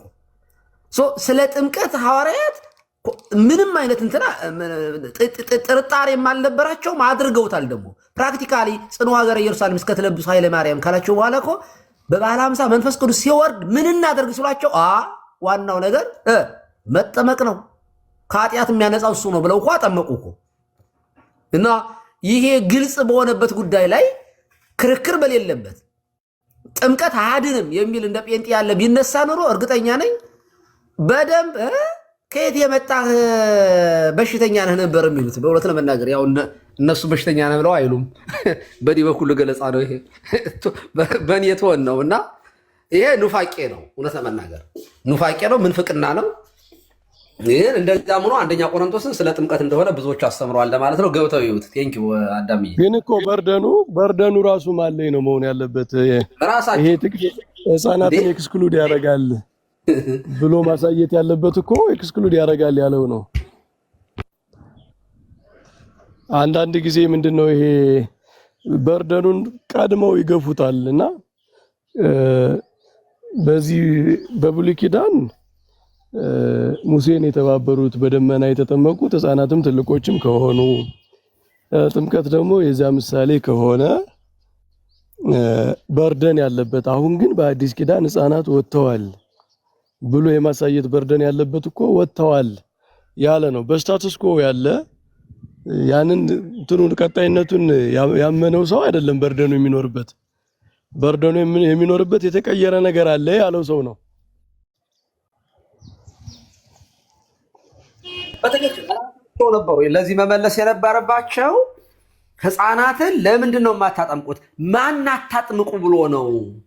ህፃናት መጠመቅ የለባቸውም የምትሉት ማን ከልክሎ ነው?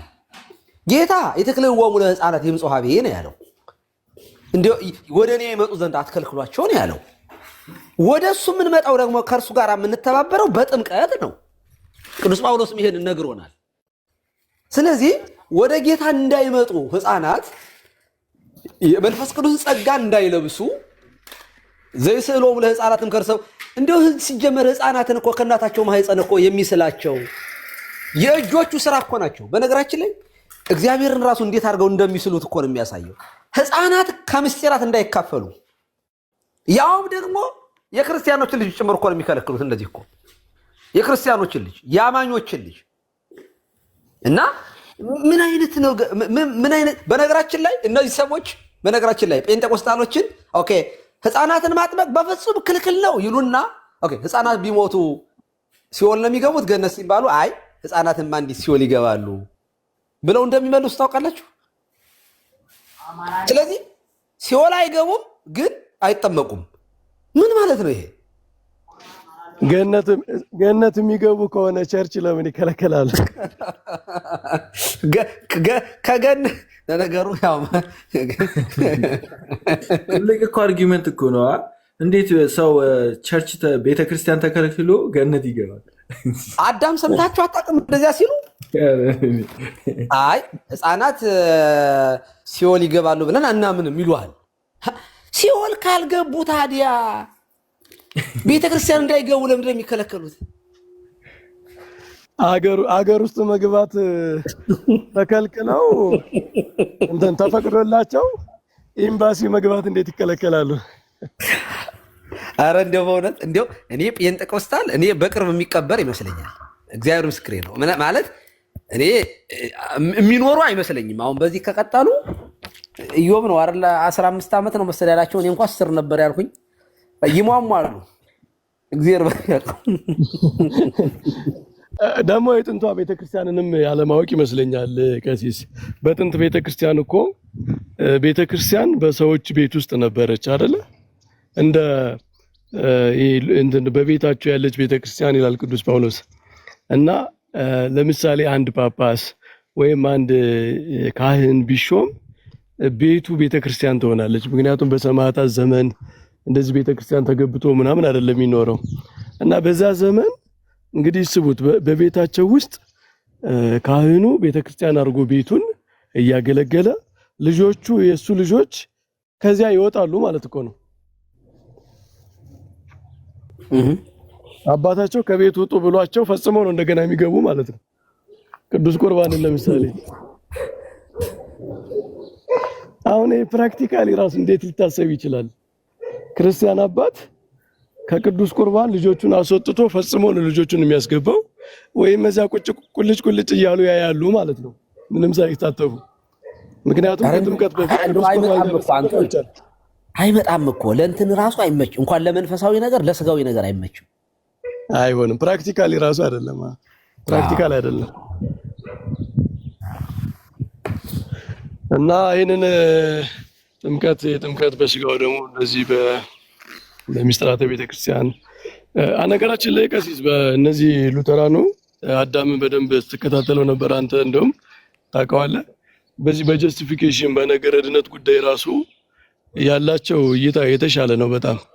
ጀስቲፊኬሽንን አሁን እነዚህ ካልቪኒስቶቹና በጣም ራዲካል የሆኑት የሆነ ሞመንት ላይ የሚያልቅ ነገር ነው ብለው ነው የሚያስተምሩት። እነዚህኞቹ ግን ሞመንት አለው፣ ግን ከዚያ በኋላ ደግሞ ኮንቲኒየስ የሆነ ፕሮሰስ ደግሞ አለው፣ ሂደት አለው ብለው ነው የሚያስተምሩት። እና በነገረ ድነት ቅድም ዳዊት ራሱ ይሄንን እየዳን ነው የምንለው እያለ ነበር፣ እንደውም ቃል በቃል በነገራችን ላይ። አዎ። እና በዚህ በብዙ መንገድ ነው የተሻለ እይታ ያላቸው፣ እኛም ጋር ለመነጋገር የተሻለ መግባባት የሚያስችል ነው። እና በርቱልን፣ አይዟችሁ። እኛ ጋር ዶሚኔት የሚያደርጉት ኢትዮጵያ ውስጥ አይ ቲንክ ፔንቴኮስታሎቹ ናቸው መሰለኝ አይደል? በጣም ያፍኗቸዋል። ላይ እኮ ሉትራን ይበልጣል። ታዲያ ለምንድን ነው ግን? አይተህ ከሆነ እኮ ይመጡና ባይዘውዬ ሲጠብቋቸው ነው የዋሉ። ዛሬ እኛ የምንገባ መስሏቸው ፈርተው ማለት ነው ከበው እስከ ሀና እስከምዘጋ ድረስ ሲጠብቋት ነው የዋሉ። የኔ እናት ሲያሳዝኑ በማርያም ሆን ብላ ነው እንደዚህ ታረግብን እያሉ እና ሲመጡ ፍን ኤቢ ያሳዘነኝ። ኤቢ ገብቶ እኔ እንዲሁ ተመሳሳይ ነገር እንደዚህ ማለት አይደለም ምናምን እያለ ለማስታረቅ ኤቢ ወንድማችን ኤቢ ቢመለስ ነው የሚሻለው። አሁን እሱ እኮ እኛ ሰንበት ትምህርት ቤት ያደገ ነው፣ ሳይበስል ወጥቶ ምስኪን የተማሩት የሚመረምሩት እነዚህ ቴዎሎጂውን የሚያጠኑት ሰዎች አይ ቲንክ እዚህ ሎ በሆነ ከፕሮቴስታንት እነዚህ ሃይ ቸርች የሚባሉ ሉተራን፣ አንግሊካን ምናምን አሉና ወደዛ ነው እነሱ የሚሄዱት። ምክንያቱም ከነሱ ካወቁት እውቀት ከጥንት ቤተክርስቲያን እውቀት ከጣም ስታብሊሽድ ከሆነው ትራዲሽን የሚቃረን ነገር ስለሚኖር እሱን እነሱ መታገስ አይችሉም። እና ብዙዎቹ አሁን በዛ በፕሮቴስታንት እንትን ውስጥ ሰርክል ውስጥ ሆነው የሚያነቡት የሚመረምሩት በቴዎሎጂን በምንም የሚያጠኑት ወደ ሃይ ቸርቾች ወደ አንግሊካን ወደ ሉተራን እንደዚህ ይሄዳሉ። ከዛ ቀስ እያሉ ደግሞ እድሜ ከሰጣቸው ወደ ኦርቶዶክስ ምናምን ወደ ካቶሊክ እንደዚህ ይሄዳሉ፣ ይመለሳሉ። ትሬንዱም እንደዛ ኢንተርናሽናልም እኮ በዓለም ላይ ሲታይ እንደዛ ነው ትሬንዱ።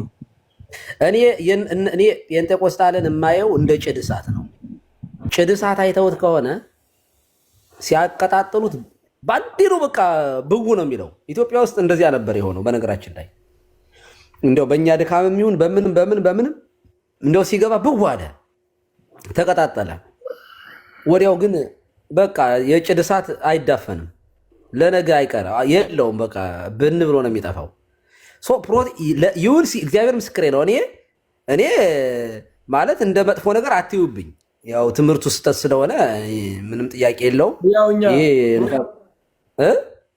ማለት እኛ በጣም እነዚህ ራዲካል የሆኑ ጴንጤቆስጤ ስላየን ሉትራኖችን እያመሰገንን ነው ማለት በጣም እኛ ሀገር በጣም ኤግዛክትሊ እንጂ እኮ ጴንጤ ያው ለእኛ ጴንጤ እኮ ጴንጤ ነው፣ ግን ማለት ፕሮቴስታንት ነው፣ ግን በጣም ራዲካል ሲሆኑ ጴንጤዎች ቅድም እንዳልነው ኦሪጂናል ሲኑ እንዳለ ነው። አዎ ትክክል እኮ በጣም ራዲካል ናቸው። ልዩነታችን እኛ የሪያሊቲ ጉዳይ ነው። በነገራችን ላይ አሁን የምናወራው ስለ ሪያሊቲ ነው የምናወራው። ማለት እኛ በነገራችን ላይ ለእነሱም ትልቅ ፌቨር እየሰራን እኮ ነው። ለመካነ ኢየሱስ እኮ ይሄ እኮ እኛ እኮ ትልቅ ድጋፍ እያደረግ ነው። እንደውም አንዳንዶቻቸው ኧረ ቀሲስ እንደው በዚህ ደረጃ ባኮታ ያወድሷቸው ብዙዎቹ ወደዚህ እንዳይመጡ እዚያው እንዲቀሩ ያደርጋል፣ ይሄ እንደው ላይ ጠቅም ይችላል የሚሉ ሰዎች እኮ ይኖራሉ። ኦርቶዶክሳውያን ማለት ነው። ግን የሪያሊቲ ጉዳይ ነው። እኔ አሁን እኔ እያወራው ያለሁት እኔ በግሌ ለእውነት ቀረብ ያሉ ሰዎችን ኦኬ፣ እዚህ ላይ ትክክል ነህ፣ እዚህ ላይ ተሳስተሃል፣ እዚህ ላይ ምንም ጥያቄ የለውም አጨበጭብላችኋለሁ። በቃ እዚህ ላይ ደግሞ ኑ እናውራ። እኔ ኢንቫይት የማደርገው እንደዚህ ነው። እኔ አንድ ሉተራን መጥቶ ዝም ብሎ ከኔ ጋር ጥምቀት የኃጢአት ስርየት አይደለም ብሎ ቢከራከረኝ አይ መጀመሪያ መጽሐፈ ስምነትን 308 ላይ ገጽ 308 ላይ ግባና አንብበው ነው የምለው። መጀመሪያ ያንን ጨርሰህ ከዚያ ያገላለጥ ችግር ከሆነ እዚያ ላይ መጀመሪያ እንነጋገር። እኔ ከሉተራን ጋር በጥምቀት ጉዳይ ላይ የማወራው እና በቅዱስ ቁርባን ላይ ማን ነው መቀደስ ያለበት ማን ነው ማጥመቅ ያለበት የሚለው ላይ ብቻ ነው ማውራት የምፈልግ። ኦኬ ጥምቀት ህፃናትን የሚያጠምቁ ከሆነ ለኃጢአት ስርየት ነው ካሉ ኦኬ ማን ያጥምቅ? እዚያ ላይ ልዩነት አለን። ማን ያጥምቅ? ኦኬ እዚህ ላይ እናወራለን። ከዚያ ነገረ ቅዱሳን ላይ ቅዱሳን ያማልዳሉ አያማልዱም? እዚህ ላይ እናወራለን ልዩነታችን ስለሆነ እንጂ አንድ በምንሆንበት ላይ ለምን እንከራከራለን? ኦኬ በነገረ ክርስቶስም ላይ ሁለት ባህሪና እኛ በተዋህዶ ምናምን ከሁለት አካል አንድ አካል ከሁለት ባህሪ አንድ ባህሪ ብለን እናምናለን። እዚያም ላይ ልዩነት ካለ እዚያ ላይ ማውራት እንችላለን። ስለዚህ እኛ እውነትን ይዘን ነው የምንለው። ኦርቶዶክሳውያን የእውነት እንኳን እኮ ቀሲስ እንኳን መጽሐፍ ቅዱስ የሚጠቅሱትን አይደለም ቅዱስ ጳውሎስ ከፈላስፎች ጋር ሲነጋገር እውነት የሚመስል ነገር ሲያገኝባቸው ይህንንስ ማለታችሁ ትክክል ነው ብሎ በጋራ ከሚስማሙበት እውነት ተነስቶ ነው ያወራው። የማይታወቅ አምላክ ያሉት አዎ። አሁን ግን ዘመዳችን ነው የሚሉ ነበረ እነዛ ሰዎች እግዚአብሔርን የማይታወቅ ይሉና ዘመዳችን ነው ይሉት ነበረ። እና ቅዱስ ጳውሎስ እውነት ነው ተዛምዶናል ብሎ ከዛ እነሱ ከሚያምኑት ነገር ተነስቶ ነው ያስተማረው። እና ሰዎች የትም ቦታ ላይ የሆኑ የሆነ ትንሽ መነሻ እውነት የሚያገባባ እውነት ካለ ከዛች ተነስቶ ማስተማር የአባቶቻችን ነው። ጌታችንም ሳምራዊቷን ሴት ውሃ ጠጭኝ ያላትን ሴት ቢያንስ ያለቻት እውነት ባል የለኝም ያለችው ይህንን ተቀብሎላት ይህንን በማለትስ እውነት ተናገርሽ ብሎ እንዳትፈራ አበረታቷት ያላትን እውነት ተቀብሎ ነው ከዛ በኋላ ከፍ ወዳለው ደረጃ የወሰዳት ማለት ነው። ስለዚህ ሰዎች ትንሽ ነገር እውነት ይዘው ሲገኙ እውነታቸውን አፕሪሺየት አድርጎ ከዛ ላይ ደግሞ የጎደለውን ነገር መጨመር ወደሚበልጠው እውነት ከፍ ወዳለው ወደሚያድነው እውነት መምራት ይሄ የሐዋርያትም የአባቶቻችንን መንገድ ነውና በዛ መንገድ ነው የተሻለ ነገር ስናገኝ ይሄ ጥሩ ነው ማለት ምንድነው እንትንም ይፈጥራል፣ ጥሩ ኢንተርፌስ ይፈጥራል ለመግባባት ማለት ነው። ጭፍን ተቃዋሚ አይደለንም። እውነት የሚሆን ነገር ስትናገሩ ይኸው እንደዚህ እንደግፋለን። የምንቃወመው የመቃወም ልምድ ስላለን ወይም መቃወም ስለምንፈልግ ተቃዋሚነት አመል ስላለን ሳይሆን እውነትን ለመጠበቅ ነው።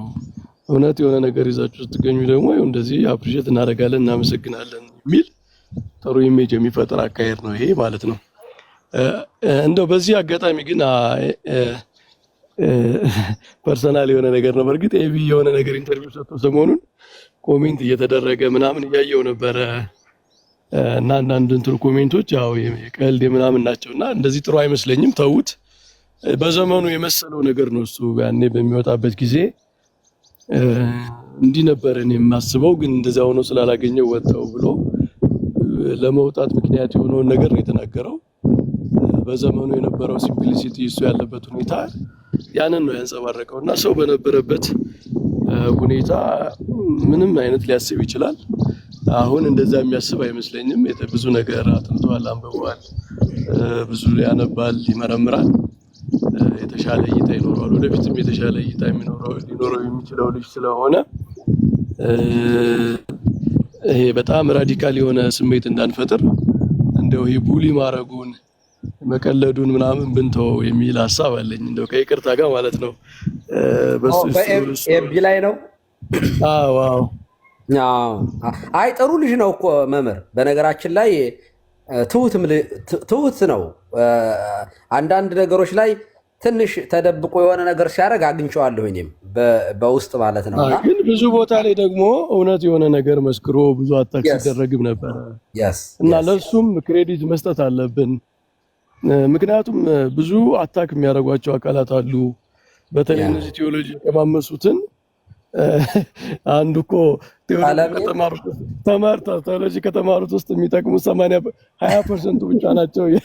ቀለሜ ነው ቀለሜ አሁን እንደዛ ነው የሚለውና እና ብዙ ተጽዕኖም ስላለባቸው እንደው ትንሽ እንደምንም ብለው ታግለው የሆነ ነገርም መናገር የሚሞክሩ ሰዎች ስለሆኑ እንደነዚህ አይነት ሰዎችን እንደው እንትናችን ቀለል ብናደርግ ብንረዳ ምናምን ጥሩ ነው ለማለት ነው። ከዚህ ጥሩ ነው። አይ ኤቢ ጥሩ ወንድማችን ነው። 40 ውይይትም ላይ እየመጣ የሚወያዩ ወንድማችን ነው።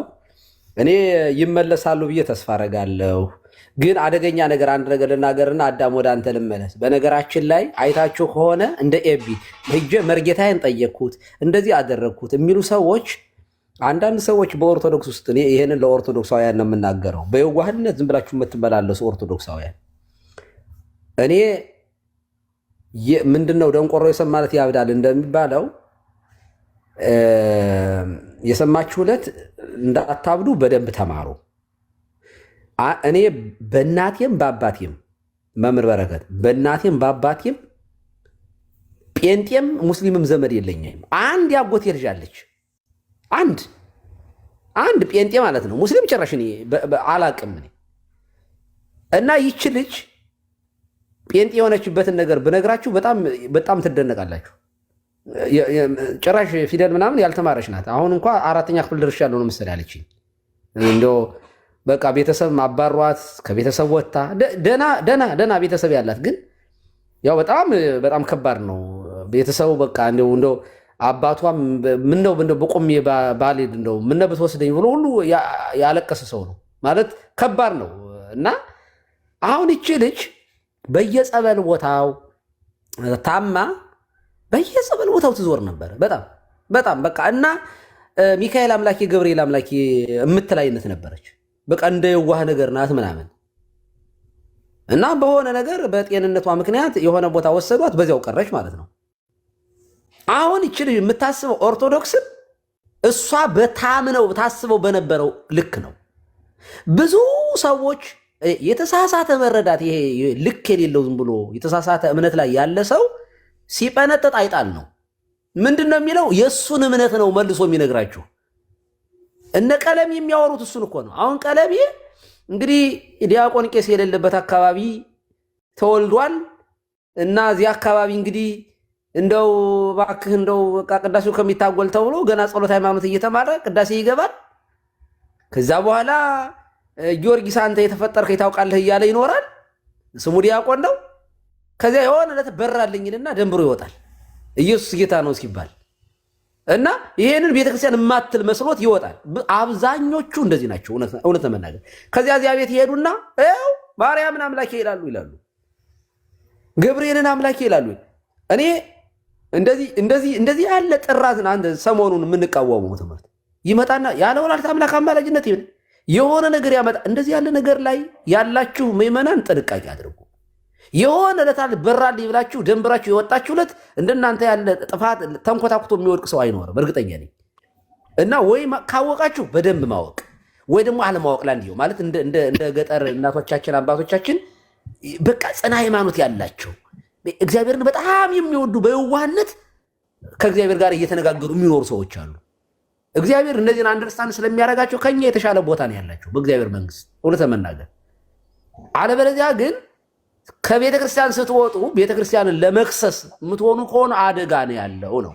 አሁን ኤቢ መርጌታዬን ጠየቅኩኝ ከዚያ እንዲህ አለኝ ከዚያ ምናምን ይል ነበረ እና እንደውም አንዳንዶቹ የግል መርጌታ ነበር እንዴት ምናምን እያሉት ነበር። እና ኤቢ ወንድማችን በዚህ አጋጣሚ እውነት ለመመለስ እኔ እንደውም አሜሪካ እመጣለሁ ምናምን ብሎኝ ስለነበረ ከመጣህ ጠይቀኝ ብየዋለሁኝ እና ቢመጣ ኢንቫይት አደርገዋለሁ እጋብዘዋለሁ ቤቴም። እውነቴን ነው።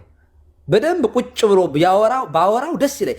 ከቤተ ክርስቲያን የወጡ ሰዎችን ማውራት እንዴት ደስ እንደሚለኝ በጣም ነው የምጓጓ እንዲመለሱ ማለት ነው። እና ኤቢ በጣም የምንወደው ወንድማችን ነህ። እውነቴን ነው። እንደው በፊት የነበረህን እምነት እንደዚያ የምታስብ ከሆነ እንደዚህ አይደለም። አሁን የምናወራው የምናስተምረው ትምህርት የቤተ ክርስቲያን ትምህርት እንደዚያ ነው። ደግሞ ስለምታነብ የበለጠ ቤተክርስቲያኗን ለማወቅ እድልም ስላለህ እንድትመለስ በዚህ አጋጣሚ ጥሪ እናቀርባለን። ቀለም የለን የውይይት ብዙዎቹ እሱ ብቻ ሳይሆን እንደውም እሱ የተሻለ መረዳት አለው። በጣም ፖዚቲቭ ነው ምናምን ሲያስረዱት አንድ ጥሩ ነገር ከነገሩት በጣም ብዙ ሬሲስት የሚያደርግ ልጅ አይደለም እኔ እንዳየሁት ማለት ነው። ብዙዎቹ ግን በጣም እነዚህ በተለይ ተሐድሶ አካባቢ ያሉት መጽሐፍ የጻፉት እንደዚህ ቤተክርስቲያን ላይ በጣም ይሄ ጥላቻ የሚመስል ነገር ያላቸው ሰዎች እንግዲህ በጣም የትልቅ ሙቭመንት በዘመናቸው ብዙ ሰው አሰልፈው ሲመሩ የነበሩ ሰዎች ሳይቀሩ እኔ በጣም ሾክድ ነው የሆንኩት ከአንድ ሰው ጋር ባለፈው እንደዚህ ዲስከስ እያደረኩ የተረዳሁት ነገር ቤተክርስቲያንን ሳያውቋት ነው የወጡት ማለት ነው። በጣም እንዴ ቤተክርስቲያንስ ኑረው መጽሐፍ እስከ መጽሐፍ ደርሰው እዛ ደረጃ ደርሰው ግን መረዳታቸው በጣም ዝቅ ያለ ነው። በጣም የሚያሳዝነው ማለት ነው። ስለ ታቦት ስለ መሰዊያ እያወራን እንደ የብሉይ ኪዳን እኮ አይደለም አሁን ቤተክርስቲያን ውስጥ ያለው ያ የሚጻፍበት የክርስቶስ ስም ነው፣ የሚፈተትበት የክርስቶስ ስጋና ደም ነው። ሲሰራ ራሱ ዳይሜንሽኑ መጠኑ ራሱ በኦሪት ዘጸአት ላይ የታዘዘው አይደለም እና ከብሉይ ኪዳን ጋር ሚስጥር ያገናኘው ካልሆነ የቤተ ክርስቲያን ውስጥ ያለው መሰዊያ ታቦታችን የአዲስ ኪዳን ሚስጥር ነው፣ ኪዳኑም የአዲስ ኪዳን ነው የሚል ነገር ሳወራ አይ ቤተ ክርስቲያን እንደዛ አይደለም የምታስተምረው አለኝ። እና እንዴት ነው የምታስተምረው? ስለ ቤተ ክርስቲያን የብሉይ ኪዳን ብላ ነው የምታስተምረው አለ። እና እሺ እንደ ቤተ ክርስቲያን ነው የብሉይ ኪዳን ብሎ የሚያስተምር ሰው ሊያገኝ ይችላል። ግን እንዴት ይሄዳል? አሁን ሲያስበው እሱ የብሉይ ኪዳን ምን መጠኑ ነው? የብሉይ ኪዳን የሚመስለው መጠኑ ነው? የተጻፈበት ጽሑፍ ነው? አገልግሎቱ ነው? ምኑ ነው የብሉይ ኪዳን የሚመስለው? እስኪ የሚገርም እኮ ነው። ይሄንን ሳይመረምሩ ነው እንግዲህ ወጥተው በቃ ሰው አሰልፈው የሚቃወሙት ማለት ነው። በጣም እንዲህ ብለን ስንነግራቸው ደግሞ ይሄ እናንተ የፈጠራችሁት ነው የቲክቶክ መሬት ላይ ያለው አይደለም ምናምን ይላሉ። እኛ እንግዲህ በአየር ላይ አይደለን ያለ ነው፣ መሬት ላይ ነን። እነዚህ ነገሮችን ግን ቤተክርስቲያን ጽፋ ብትሰጠን ደስ ይለናል። ለምን ለማለት ማተም መታ ብትሰጠን ጥሩ። አዳም ካላገባህ ገና ከሆንክ ዲቁና ቀጽል ዝም ብለህ እንጂ። ባለፈውም እንደዚህ ስል ምንድነው እንትና መዳን አዎ በጌታችን በኢየሱስ ክርስቶስ ትምህርት መስቀል ብቻ ነው ሰው የሚድነው፣ የቤተ ክርስቲያን አስተምሮ ይሄ ነው ስላቸው እርግጠኛ ነህ አለኛል። በዛ ብቻ አይደለም አያምኑንም እኮ በነገራችን ላይ አያምኑንም እኮ። አሁን እኛ የምናስተምረው እኮ የሆነ አፈንግጠን ባይዘው ይኸውላችሁ እንደነሱ ዶሚኔሽን እኛ ቤተክርስቲያን ባይዘው በጣም ቀልድ የለም በትምህርት ላይ እንደነሱ መስለናቸው እኮ ነው ማለት በደረስኩበትና በደመሰለኝና ማለት እኔ እንደተረዳሁት እኛ ጋር እንደዚህ ብሎ ነገር የለም ባይዘው። እንደውም በጣም ደፍረናል። እንደውም ሙግዚር በሚያውቀው እኛ ጋር በጣም ስትሪክት ነው ቤተክርስቲያኗ። ዝም ብላ 2018 ዓመተ ምህረት እዚህ የደረሰችው ዝም ብላ አይደለም። እና አሁን እኛ የምናስተምረው የሆነ አዲስ ነገር በቃ ሪፎርሜሽን የሆነ የፈጠርን ምናምን የሚመስላቸው ሰዎች አሉ፣ እግዚአብሔር በሚያውቀው ማለት ነው። እና እነዚህን እኔ ደንቆሮ የሰማ ማለት ያብዳል ነው የምላቸው። ባይዘው እንዴ ይሄ በጣም ብዙ ነገሮችን እኮ ጽሁፎችን ደግሞ ይሄ ታድሶዎችማ የሚጠቅሷቸው አንድ አይነት ጥቅስ ስጋውን ታምሯን ሰምቶ ወደ ቤቱ ይሄድ ስጋውን ደግሞ እንደተቀበለ ይሁንት አንድ በቃ አንድ እድሜ ልክ የምትጠቀስ ደግሞ ያውን በተንሻፈፈ መንገድ ማለት ነው ትክክለኛ ባልሆነ ትርጉም ሌላ ይመጡና ለእሉ ክሌቱ ፍጡራን ስብሐተ ፈጣሪ ይደሉም ይሄው በወተጫፍሮ ይላሉ። አንድ አይነት ሁልጊዜ 20 ዓመትና 30 ዓመት አንተ የሆነ አንድ ነገር ላይ ተከሳለህ እንዴ? በቃ ኢትዮጵያ ውስጥ እኮ በቃ ጻድቅ ያለ አቡነ ተክለ ሃይማኖትና አቡነ ገብረ መንፈስ ቅዱስ ናቸው። በቃ ሌላ ገርል ሁሉ ያለ እኮ አይመስልም። ባይዘው ቁጥር እኮ የለውም። የገርላት እኮ ቁጥራቸው እኮ በቅዱሳን ቁጥር እኮ የላቸውም እኮ። በነገራችን ላይ ስንክሳሩ በሙሉ ገርላት ነው ማለት የቅዱሳን ህይወት የሚተርክ ነው። ግን አንድ ተክልዬ ናቸው። በቃ መከራቸው መቼም ያ የተቆጣው በመተሎሚያ ጊዜ የነበረው ጣዖት እንዴት አገግሞ ዛሬ በነቀለሜ ላይ አድሮ በቃ ጻድቁን እንዴት በቃ ያጠቃ መስሎት ማለት ነው። እሳቸው በክብር ነው ያሉት። ለማንኛውም የአቡነ ተክለ ሃይማኖትን እኮ ቀሲስ የአቡነ ተክለ ሃይማኖትን አሁን እሳቸው አቡነ ተክለ ሃይማኖትን ቅድስናቸውን ትምህርታቸውን አያውቁም። እነሱም የሆነ አንድ መስመር ሁለት መስመር ወስደው ያንን ማብጠልጠል እንጂ እኔ በጣም የገረመኝ ነገር ልንገራችሁ። አቡነ ተክለ ሃይማኖት ገድል ላይ አቡነ ተክለ ሃይማኖት ሕፃናት ከተጠመቁ በኋላ እንዳይገዘሩ አሉ የሚል ንባብ አለ እና ምንድነው በዘመኑ የነበረው ኢሹ ስንል የብሉይ ኪዳንና የአዲስ ኪዳን ዲያሌክቲኩ ነበረ ማለት ነው። እና ምንድነው እንዴ እኔ ለምን አልነግሮትም እኔ መምህር በረከት ስቲል ነው እኔ ተወልጄ ባደግኩበት አካባቢ ያልተገዘረ ሰው ወደ ቤተክርስቲያን አይገባም ብለው የሚያስተምሩ ሰዎች ነበሩ።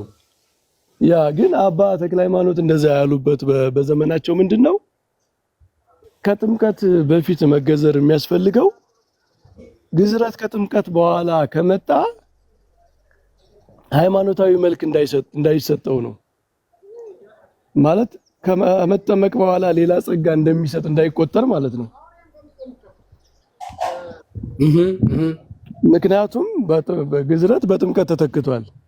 ስለዚህ የጥምቀት ላይ ተደርቦ ተጨማሪ እነዚህ በብሉይ ኪዳን እንዳሉት ከጥምቀት ላይ ግዝረትን እንደርባለን ከክርስቶስ ላይ ሙሴን እንደርባለን እንዳሉት እንደ ቢጻሳውያን እንዳይሆን ሰው መጀመሪያ ይገዘራል። የሚገዘረው ሃይማኖታዊ ጥቅም ሳይሆን ባህል ነው። በአዲስ ኪዳን ግዝረት ባህል ነው። ግን ከዚያ በኋላ ቀጥሎ ጥምቀት ይመጣና ልጅነት የሚያስገኘው ጥምቀት ነው። ጸጋ የሚያስገኘው ጥምቀት ነው። ስለዚህ ከጥምቀት በፊት ነው እንዲህ አይነት ነገሮች የሚያልቁ ማለት ነው።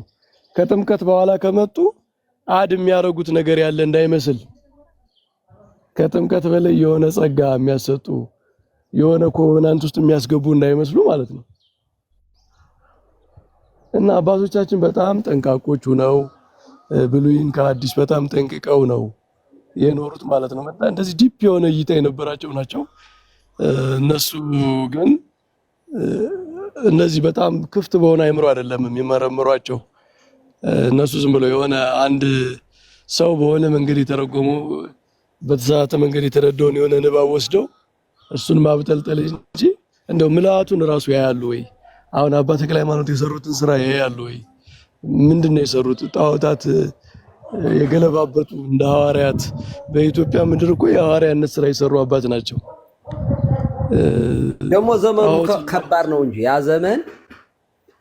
ዘመን ልምምዶቹ ይሄ ዛሩ የጥንቆላ መንፈስ እንደዚህ ያሉ አንዳንድ ነገሮች በጣም ከባድ የፖለቲካ እሳት የበዛበት አንዳንድ ቦታዎች አምልኮ ጣዖት በጣም ያ ዘመን ላይ እኮ የነበሩ ቅዱሳን እኮ እንደኛ ዘመንም አይደሉም። እውነት ለመናገር እንደው ህይወታቸው ራሱ እኮ በጣም እኮ የተለየ ነበረ እኮ እና እሱ ብቻ ሳይሆን እንዳሁኑ ዘመን መምህር ግን እንደው አውሮፕላን እየተመላለሱ አይደለም የሚያስተምሩት።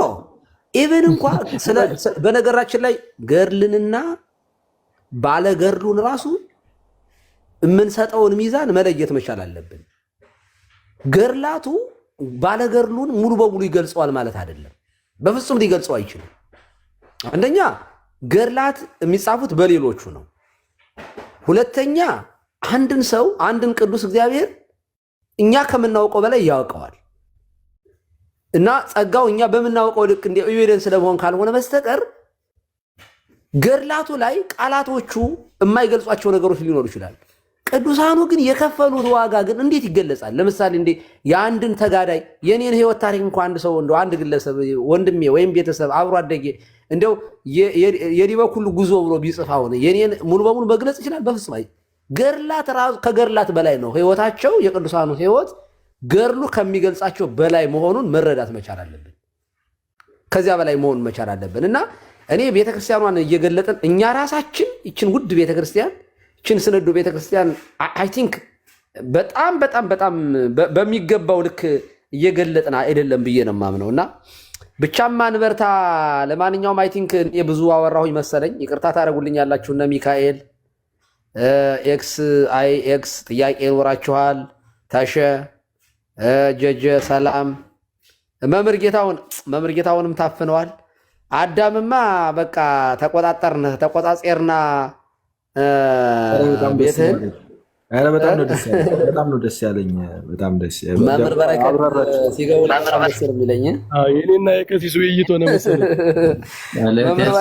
በደንብ እየሰማናችሁ ነው። ያለት ያሰማልን አባታችን ቡራኬው ድረስ። መምህር በረከት እኔ የደብር ቢሆኑ እመኛቸዋለሁ። ይገርማቸዋል ወይ ይወስዱኛል ወይ አንድ ቀን እንግዲህ እግዚአብሔር ያገናኘን ይሆናልና ማንም አይመኝም ብለው ቢወስዱኝ ይሻላል። ማርያምን በጣም በጣም ወዳቸው መምህር ናቸው እና እይታዎት ራሱ ይገርመኛል አያልቅቦትም እና ይበርቱልን። አዳም አስኪደው ወደ ሌሎችም ፕሮግራሙን ሪስ ግን እንዳናስቀይርህ አደራ እና ቅድም የሆነ ነገር ብዬ ነበር። ቀለሜ ዲቤት ጠርቶኛል እና አበበ ጉልላት እኔም በዚሁ አጋጣሚ ዲቤት መጥራት ፈልጋለሁኝ። አበበ ጉልላት መቼ ሞተ፣ እንዴት ተቀበረ በሚል ዲቤት መግባት ፈልጋለሁኝ። አዳምሻ ጥሪ አስተላልፍልኝ። አንድ ጊዜ ሪኮርድ ላድርጉት። እሺ በቃ አርጉኝ ከታች እነዲፊባቸው ለቀለሜ አድርሱልኝ። በአበበ ጉልላት ላይ ዲቤት እንድንገባ ፈልጋለሁኝ። መቼ ሞተ፣ መቼ ተቀበረ፣ እነማን ናቸው የገደሉት፣ መቼ ተነሳ፣ ሙቶ ተነሳ በሚል የዲቤት ጥሪ አቅርቤልሃለሁኝ። መቼም ማንም እንደማያስቀርህ አንተ በጣም ጎበዝ ስለሆንክ መተህ በዚህ ጉዳይ ላይ ዲቤት ከኔ ጋር እንደምታደርግ ሙሉ ተስፋ ነው ያለኝ። ቀለሜዋ ይህንን በአክብሮት አስተላልፍልሃለሁ። ወንድም አለም አመሰግናለሁ። ከታርጉት ያው እንግዲህ መቼ ሞተ፣ ለምን ሞተ፣ እንዴት ሞተ፣ ለማን ሞተ እያሉ አይ ብዙ ከአባቶች ጭምር ነው። ይህንን ዲቤትማ 30-40 ሺህ ሰው ነው የሚከታተለው። ኦርቶዶክሳውያን በዚያ ቀን እንዳተኙ ተቀሳቀ። እኔ ግን እውነቴን ነው ከሱ ጋር ከገባሁኝ ይህንን ሳላነሰው አልቀርም በታምር እንዴ በጣም እንዲያውም አንተናንም ቀሲስ በትረን አስቀምጬ ነው የምገባ። ሙቷል አልሞተም፣ ከዚያ ድምፁ ይከፈታል በኩል ልብን አስተብቆ፣ ከዚያ በትረ ይነሳሉ። ሙት አስነሽ ተብዬ በቃ በዚያ ቀን በቃ ይጨበጨብልኛል ማለት ነው። አዳም አይቴ ያለው ከአዳም አለው እዚህ ሪከርዱ እስካሁን አላለቀልህም እንዴ? ኧረ አድርጌ ጨርሻለሁ። አንዳንድ ሰው ሚዩት እያደረኩኝ ነው። አላስፈላጊውን ሰዎች ተዋቸው፣ አትያቸው። ምን ችግር አለ? ምን ለካ ማስረጃም ተጠይቋል አሉ። የቅጥርና ያሬዶ የቅጥር ደብዳቤ ያላችሁ ወይ ከቤተ ክርስቲያን አጽፋችሁ አምጡ። በዚህ አጋጣሚ እኔ እጽፍላችኋለሁኝ። ምን ችግር አለ? ዲያቆናት እዚያ ማስረጃ ምናምን ከተባላችሁ እጽፍላችኋለሁኝ። እሱ ማስረጃ የለውም እኮ ለሰው ማስረጃ የሚጠይቅ ሰው እኮ እሱ ማስረጃ ሲኖረው ነው እና ዝም ብለው አይ ሳይሉት የቄስ ስም ጠርቶ ስልኩ እንትን ጋለ አሉ። ትናንትና ስልኩ እኔን ድቤት ሲጠራ እጁ ላይ በጣም ጋለና ግሎ ስልክና አሰባስብለት እንግዛለት ተብሏል። ለማንኛውም ምዕመናን ተባበሩ። እናንተም ከዚህ ቀደም ብዙ ተባብራችኋል። ብዙ ተባብራችሁ አሳክማችሁታል። ወንድማችንን የ1 ዓመት በጀት ዘግታችኋል። አሁንም ቢሆን እንደዚህ አድርጉልን፣ ጥሪ እናስተላልፋለን። እንደዚያ ነው። እንትን የቅድስና ጥያቄም አለ አሉ። ቅድስናም ይጠየቃል እየተባለ ነው። ቅድስናዎትንስ እንዴት ነው የሚያረጋግጡት ታዲያ? የሆነ ታምር ቢያደርጉ ጥሩ ነው። እስከዚያ ድረስ እስኪ ታምር አድርግልኝ እዚሁ ላይ ይላል እንዴ? አይ ወይ አንድ አጋንንት ያለበትን ሰው ሪከርድ እያደረጉ አስወጥተው ወይ የሆነ ነገር እንደ በነገራችን ላይ ጆሹዋን እኮ መናገር ያስቀስፋል እኮ ብሏል። እሱ ያረጋቸውን ታምራቶችን በሙሉ አምናለሁ ብሏል እኮ በነገራችን ላይ። እና የጆሹዋን ገርል የተቀበለ ሰው የጻድቁ አቡነ ተክለ ሃይማኖትን ገርል እንዴት መቀበል ከበደው? እና እንደዚያ ነው። ለማንኛውም እምነት ብቻ ኤክስ ያርከው ለምንድን ነው? ሮንግ ነው ለማለት እምነት ብቻ የሚለው የተሳሳተ ነው ለማለት ሮንግ አድርጊ።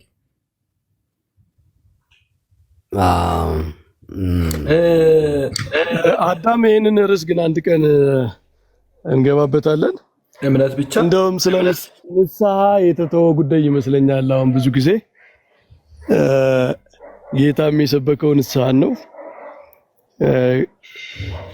ዮሐንስም ንስሐን እየሰበከ መጣ ነው የተባለውና ሐዋርያትም ንስሐ ግቡ፣ ተጠመቁ፣ የኃጢአት ስርየት ታገኛላችሁ እያሉ ነው ያስተማሩትና በፕሮቴስታንት አስተምህሮ ንስሐ ለመዳን ያለው ቦታ ምንድን ነው የሚል ርዕስ ያስፈልገን ይመስለኛል።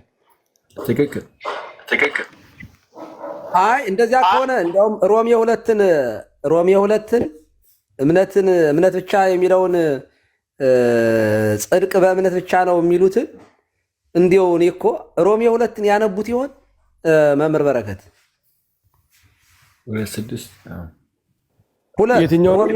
ሮሜ 2 እኮ 2:6 አንተም 2:6 ሮሜ 6 እንትን 2:6 ብቻ ሳይሆን ጠቅላላ ወይስ የእግዚአብሔር ቸርነት ወደ ንስሐ እንዲጠራህ ሳታውቅ የቸርነቱንና የመቻሉን የትዕግስቱንም ባለጠግነት ትንቃለህን? ነገር ግን እንደ ጥንካሬህና ንስሐ እንደማይገባ ልብህ የእግዚአብሔር ቅን ፍርድ በሚገለጥበት በቁጣ ቀን ቁጣን በራስህ ላይ ታከማቻለህ። እርሱ ለእያንዳንዱ እንደ ስራው ያስረክበዋል። በበጎ ስራ በመጽናት ምስጋናና ክብርን የማይጠፋንም ሕይወት ለሚፈልጉ የዘላለምን ሕይወት ይሰጣቸዋል። ለአመፃ በሚታዘዙ እንጂ ለእውነት በማይታዘዙና በአድመኞች ላይ ግን ቁጣና መቅሰፍት ይሆንባቸዋል። ክፉን በሚያደርግ ሰው ነፍስ ሁሉ መከራና ጭንቀት ይሆንበታል። አስቀድሞ በአይሁዳዊ ደግሞ በግሪክ ሰው እያለ ይሄዳል። አሁን ይሄ ለእያንዳንዱ እንደ ስራው ያስረክበዋል የሚለው ስለ ንስሐ ነው የሚያወራው። በነገራችን ላይ ስለዚህ አንተ የምትፈርድ ሰው ሁሉ ሆይ የምታመካኘው የለህም፣ በሌላውም በምትፈርድበት ነገር ራስን ትኮንናልና አንተው ፈራጁ እነዚያን ታደርጋለህና እንደዚህም በሚያደርጉት ላይ የእግዚአብሔር ፍርድ እውነተኛ እንደሆነ እናውቃለን። አንተም እንደዚህ በሚያደርጉ የማትፈርድ ያንንም የምታደርግ ሰው ሆይ አንተ ከእግዚአብሔር ፍርድ የምታመልጥ ይመስልሃልን? ወይስ የእግዚአብሔርን ቸርነት ወደ ንስሐ እንዲመራ እያለ ይቀጥላል። እና እኔ ግን ጴንጤ ግን በሙላት መጽሐፍ ቅዱስን ወይ አያነብም ወይ? እኔ ማለት ጴንጤቆስጣሎች እንደ እምነት ብቻ የሚለውን ሲይዙ አንደኛ እውነት መናገር ዛሬ የሆነ ጉባኤ ላይ ስናወራ ነበረ። እምነት ብቻ የሚለው ቃል ራሱ እምነት ባዶ ነው ወይ? እንደው አብርሃም ራሱ የተጠቀሰበት አብርሃም በእምነት ጸደቀ ሮሜ ላይ፣ ያዕቆብ ደግሞ አብርሃም ልጁ ይስሐቅን ባቀረበ ጊዜ በስራው የጸደቀ አይደለምን? ረአብ ዘማ እነዚያን ሰላዮችን በተቀበለች ጊዜ በስራው የጸደቀች አይደለ እያለ ይናገራል። በእነሱ ቤት ያዕቆብና ጳውሎስ የሰማይና የምድር ያህል ርቀት ነው ያላቸው። እምነት ራሱ የመንፈስ ፍሬ ነው። እዚያ ገላትያ ምዕራፍ 6 ላይ እንትና 5 ላይ ተዘርዝሯል። እምነት ራሱ ከመንፈስ ፍሬዎች ውስጥ አንዱ ነው እና ተጋድሎን የሚጠይቅ ክርስቶስን መምሰልን የሚጠይቅ ነው እምነት የሚባለው ነገር እና የነሱ እምነት ራሱ ፓኬጁ ምን አይነት ነው? ትርጉሙ ምንድን ነው? እኔ አሁን ጴንጤ መዳን በእምነት ብቻ ሲል ምስጢራትን አግልሎ መታዘዝ የሌለበት ነው። መታዘዝ የሌለበት እምነት አለ ሲጀመር። አንድ ሰው በክርስቶስ ሲያምን ለክርስቶስ መታዘዝ ከሌለው እንዴት ሊያምን ይችላል? ሲጀመር ማለት ከነበረበት እምነት እኮ መውጣት አለበት አይደል? አንድ ሰው አይሁዳዊ ከሆነ አይሁዳዊነቱን አውልቆ መጣል አለበት። አሕዛብ ከነበረ ጣዖትን መስበር አለበት፣ ልክ አብርሃም እንዳደረገው። መታዘዝ የሌለው እምነት ራሱ አለ ወይ ነው ጥያቄው። እምነት ባዶ ነገር ነው። ይሄንን ራሱ እንዴት ነው የሚያው? ንስሐ ግቡ የሚለውን ቃል ማመንንም ይጠይቃል እምነት።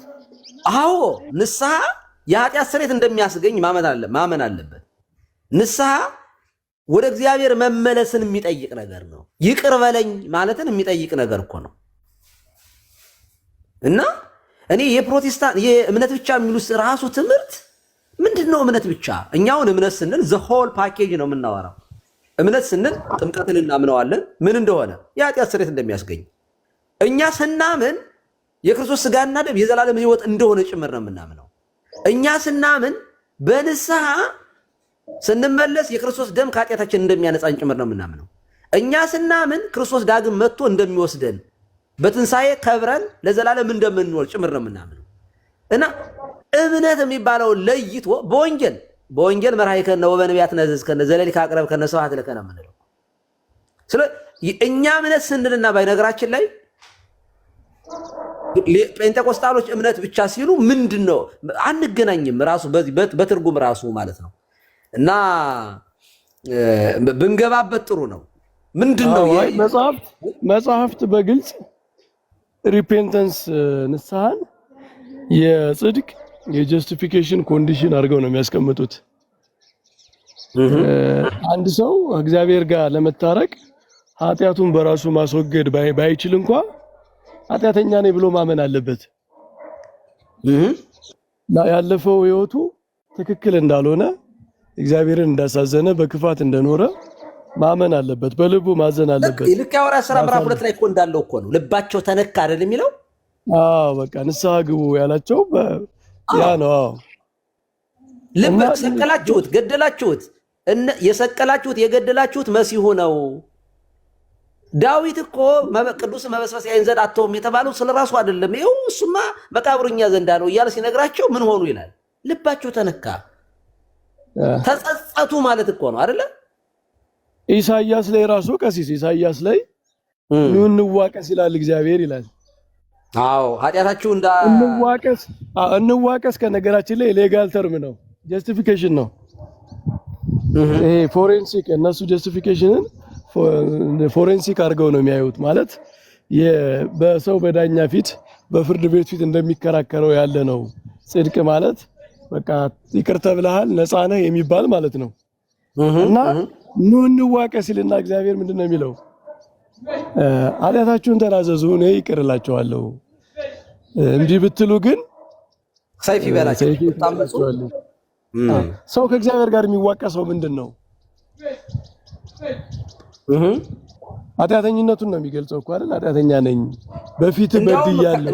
እንዲያውም ከፍ ብሎ ታጠቡ፣ ሰውነታችሁን ማንጹ፣ የሥራችሁንም ክፋት ከዓይኔ ፊት አስወግዱ፣ ክፉ ማድረግን ተው፣ መልካም መስራትን ተማሩ፣ ፍርድን ፈልጉ፣ የተገፋውን አድኑ፣ ለድሃ አደጉ ፍረዱለት፣ ስለ መበለቲቱም ተሟገቱ ካለ በኋላ ነው ኑ እንዋቀስ ይላል እግዚአብሔር። ኃጢአታችሁ እንዳለላ ብትሆን እንደ አመዳይ ትነጻለች፣ እንደ ደምን ብትከላ እንደ ባዘቱ ትጠራለች። እሺ ብትሉ ለእኔም ብትታዘዙ የምድርን በረከት ትበላላችሁ፣ እምቢ ብትሉ ግን ብታምፁም ሰይፍ ይበላችኋል፣ የእግዚአብሔር አፍ ይሄን ተናግሯልና አሜን። መቼም ለብሉይ ኪዳን ብቻ የተነገረ ነው አይሉንም። ኃጢአታችን እንደ ደም እንደ አለላ የቀላው ኃጢአታችን እንደ ባዘቱ የነጻው በአዲስ ኪዳን ዘመን ነው፣ የብሉይ ኪዳን አይደለም። ይሄ ትንቢት ነው። አዲስ ኪዳን ምን እናመጣላችኋለን እንዴ? እና ኑ እንዋቀስ እና ይሄ እንትን ንስሐ በተለይ ከጽድቅ ጋር በእነሱ ቴዎሎጂ ስንሄድ ከሲስ ጽድቅ፣ ሳንክቲፊኬሽን፣ ግሎሪፊኬሽን፣ ጀስቲፊኬሽን የሚሉት አለ አይደለ? አዎ ጀስቲፊኬሽን በተለይ ፎሬንሲክ ነው። ይሄ የሌጋል እንትን ነው ብለው ነው የሚያምኑት። እና ንስሐ ደግሞ ንስሐ እሱ ነው። ንስሐ በተለይ ከጀስቲፊኬሽን ጋር ይገናኛል። የመጀመሪያ ጀምሮ ገና ሰው የመጀመሪያው ጽድቅ ወደ ክርስትና ሲገባ ጀምሮ ሙሉ ህይወቱን የሚከተለው ነው። ከእግዚአብሔር ዘንድ ይቅርታ የሚያገኝ የሚታረቅበት፣ ከእግዚአብሔር ፊት ኃጢአቱን ተናዞ ይቅርታ የሚያገኝበት መንገድ ስለሆነ ከጀስቲፊኬሽን ጋር በተለይ በጣም የሚገናኝ ነው በመጽሐፍ ቅዱስ ማለት ነው።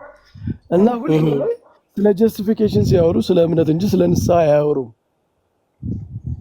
ሲጀመር እንዴት ነው ንስሐ ራሱ የሚገቡ? መቼ ነው ግን ንስሐ የሚገቡት እነሱ? እና እሱን አንድ ጊዜ መወያየት ይኖርብናል በደንብ። አረ ብዙ ነገር ነው ያለው፣ ብዙ ነገሮች ነው ያሉት። መካነ ኢየሱሶች በርቱ፣ ከኛ ጋራ ብትወያዩ በጣም ታተርፋላችሁ። ብዙ ነገሮች ከታሪካዊ አንጻርም ከብዙ ነገሮች ብዙ ከኛ የምትማሯቸው ነገሮች አሉ። አይመጥኗችሁም። ጴንጤቆስጣል በፍጹም እንደው ቢያንስ 70-80% ወደኛ ትጠጋላችሁ።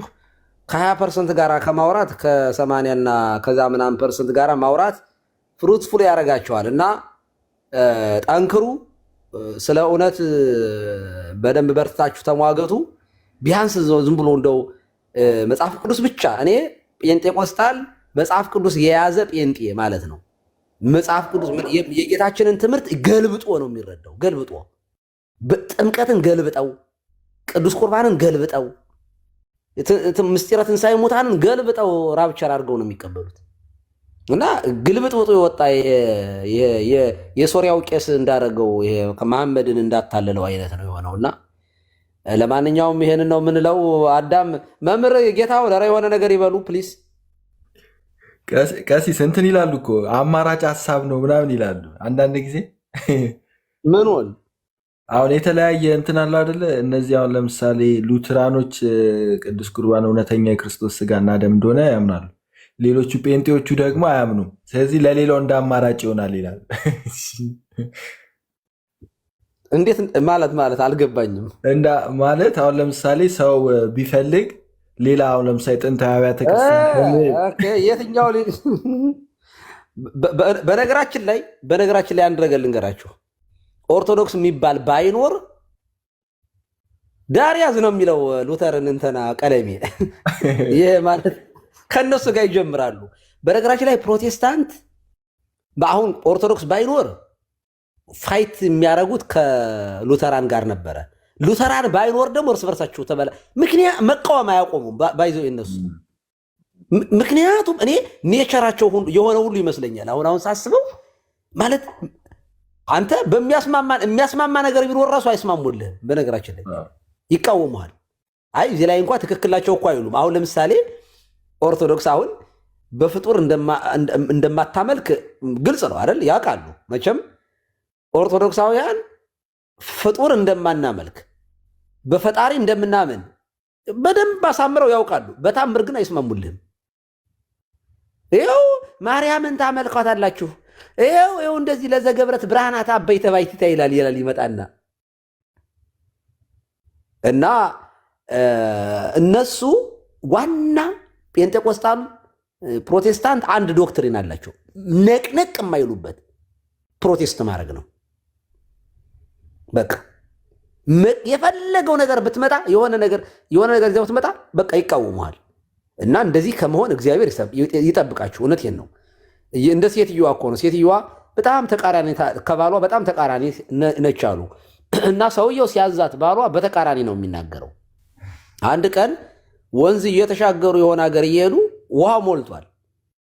ከዚያ እና በጣም ተቃራኒ ናት ሚስቱ። እንዳትገቢ አላት ተሳስቶ። ለካ ግቢ ነበር ማለት የነበረበት። ውሃው ሞልቷል እንዳትገቢ ሲላት ተንደርድራ ገባች። እንዳትገባ ከፈለገ ግቢ ቢላት ኑሮ አትገባም ነበር። ከዚያ ሰው ተሰብስቦ ውሃ በልቷት ማለት ነው። ሴትዮዋ አስከሬኗ ሲፈልግ ሰው ሁሉ ወደ ታች ሲፈልግ እሱ ግን ወደ ላይ ይፈልጋል። ውሃ የሚፈሰው ወደ ታች ነው አይደል? እሱ ግን ወደ ላይ ነው የሚፈልገው። እንዴ አንተ ያማል ምን ሆነ ነው ብለው ሲጠይቁ ሰዎቹ አይ የሚስቴን ጸባይ አታውቀውም፣ እሷ ውሃ ወደ ታች ሲሄድ እሷ ወደ ላይ ነው የምትሄደው እና በተቃራኒው ፈልጓታል አሉ። እና ፕሮቴስታንት በተቃራኒው መፈልግ ነው የሚሻለው። እኛ ራሳችን የእነሱ ትምህርት ብንቀበል እነሱ ኦርቶዶክስ ይሆናሉ። ባይዘ እኛ የእነሱን ትምህርት አያረጉትም፣ የእውነት ያረጉታል። እውነቴን ነው የምነግርህ አዳምዬ፣ ዝም ብዬ አጥንቻቸዋለሁ በደንብ አድርጌ። ይሄ 1 ዓመት 2 ዓመት የቲክቶክ ቆይታ እነሱን እንዴት አድርጌ እንዳጠናኋቸው ልነግርህ አልችልም። እና ቤተክርስቲያኔን እንዴት እንደወደድኳት በመድኃኒዓለም በጣም ቲክቶክ ላይ ስመጣ የበለጠ በቃ አንዳንዴ እኮ ዝም ብላችሁ ተወልዳችሁ አድጋችሁ ምናምን ተምራችሁ ምናምን ለራሳችሁ እምነት ብዙም አለመረዳት ዝም ብሎ አለ፣ ዝም ብሎ ሸምድዶ ዝም ብሎ መኖር አለ። እኔ የበለጠ ደግሞ ኮምፔር እያደረኩ ከሌሎች እምነት ጋር ሳያት እየኖርኩባት የምትናፈቅ ቤተክርስቲያን ስላለችኝ አምላኬን አመሰግነዋለሁ። የእውነቴን ነው። ኦርቶዶክሳውያን ደስ ሊላችሁ ይገባል። እውነት አንደኛው ከጸሎታችሁ ውስጥ እግዚአብሔርን ከምታመሰግኑበት አንዱ ውሽ እንደው በዚች ቤተክርስቲያን ውስጥ ስለሰበሰበን በእውነት አካሉ ስላደረገን እግዚአብሔርና ማምላክን እኔ እንደው በጣም ከልቤ ነው የምነግራችሁ።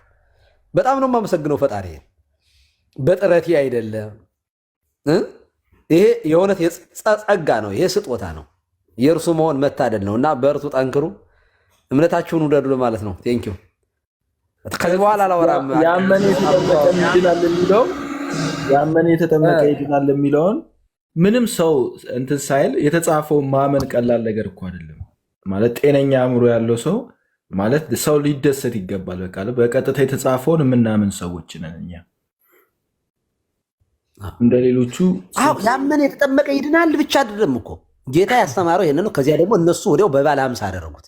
ኃጢአታችሁ ይደመሰስ ዘንድ እንዴ ተጠመቁ፣ ከኃጢአት ታጠብ። እንደዚህ ያሉ ጎልድ የሆኑ አገላለጾች፣ ወርቃማ የሆኑ አገላለጾች ያሉበትን የመጽሐፍ ቅዱስ ክፍል አንተ አይ መጽሐፍ ቅዱስ እንትን ይሄ ጥምቀት ከኃጢአት ያነጻል፣ ዋው እንዴት ሆኖ ምናምን ይላል። ቅድም ሲል ነበር በነገራችን ላይ እንደ ኦርቶዶክሳውያን ውሃ ባዩበት ሁሉ ጥምቀት እንደሚሉት ሲል ነበር። ማነው እንደዚህ ሲል የሰማሁት ከነሱ ተወያዮች? እኛ ሃይላንድ ውሃ ጸበል ነው ብለን አናምንም። እኛ መጽሐፍ ቅዱስ ላይ የተጻፈውን ነገር በቀጥታ ስለምንወስደው እሱን እንደ ደካማ ጎን አድርገው ይወስዱታል። እና የተጻፈውን ማመን ትልቅነት ነው። እኛ በፍጹም እኛ ውሃ ባየን ቁጥር ጥምቀት ነው አንልም።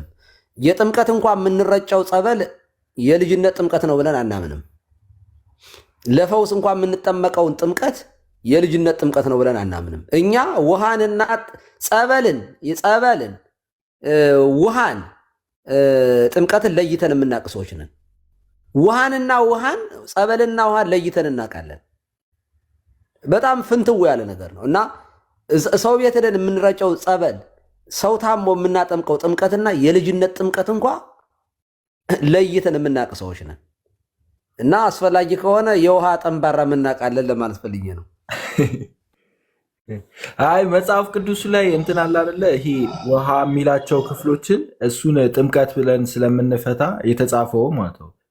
ውሃ ተብሎ የተጻፈውን ጥምቀት ተብሎ ስለሚወሰድ በቤተ ክርስቲያን ውሃ ካለ ውሃ ነው፣ እኛ ሌላ ፍልስፍና ውስጥ አንገባም ስለሚባል እሱን ለመተቸት እኮ ነው። አይ ደግሞ እውነት ለመናገር ውሃ ጎኑ ላይ ያየ ነው። ከክርስቶስ ጎን ዮሐንስ ወንጌል ምዕራፍ 19 ቁጥር 34 ላይ ከጎኑ ሲወጉት ውሃና ደም እኮ ነው የወጣው። ትክክል። ያ ቀሲስ ቢዘጉልን በጸሎት ቢዘጉልን ደስ ይለኛል። ሰዓት ሄደና ትንሽ ተንፍሱ፣ ባይሆን አንዳንድ ደቂቃ ፕሊዝ፣ በእኔ ፈቃድ።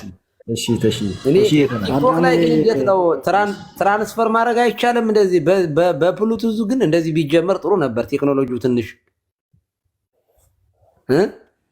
ቀሲስ ይፍቱኝ ይባርኩኝ፣ ቃለ ሕይወትን ያሰማልን፣ ክርስቶስ ሀገር ቤት መንግስት ሰማያትን ያወርስልን። እንግዲህ ብዙ ተምረናል። ለምናስተውል ሰዎች አንዲት ቃል በቂ ናት ነው የሚለው።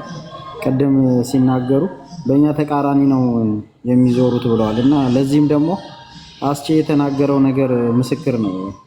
ኦርቶዶክሳውያን እውነተኛ ነው የሚሉት እንቀበላለሁ ብሎ ሲል ይሄንን በውስጥ እናድርገው ለምን እነሱን እንደግፋለን ብሎታል። ቅድም አዳምዬ ሲያሰማንና ተቃራኒ ናቸው በጣም። በቀደም እርሶም ደግሞ ለዲያቆን ስዩም የመከሩት ነበረ ያለ ድንግል ማርያም አማላጅነት የሚለው ያቺን ቆርጠዋት በእርሶም ፖለቲካ ሲሰሩ ነበር። ይህንን መረዳት ይዘክረው ወይ ዲቤት ልትገባ የነበረው ከሚለውን እና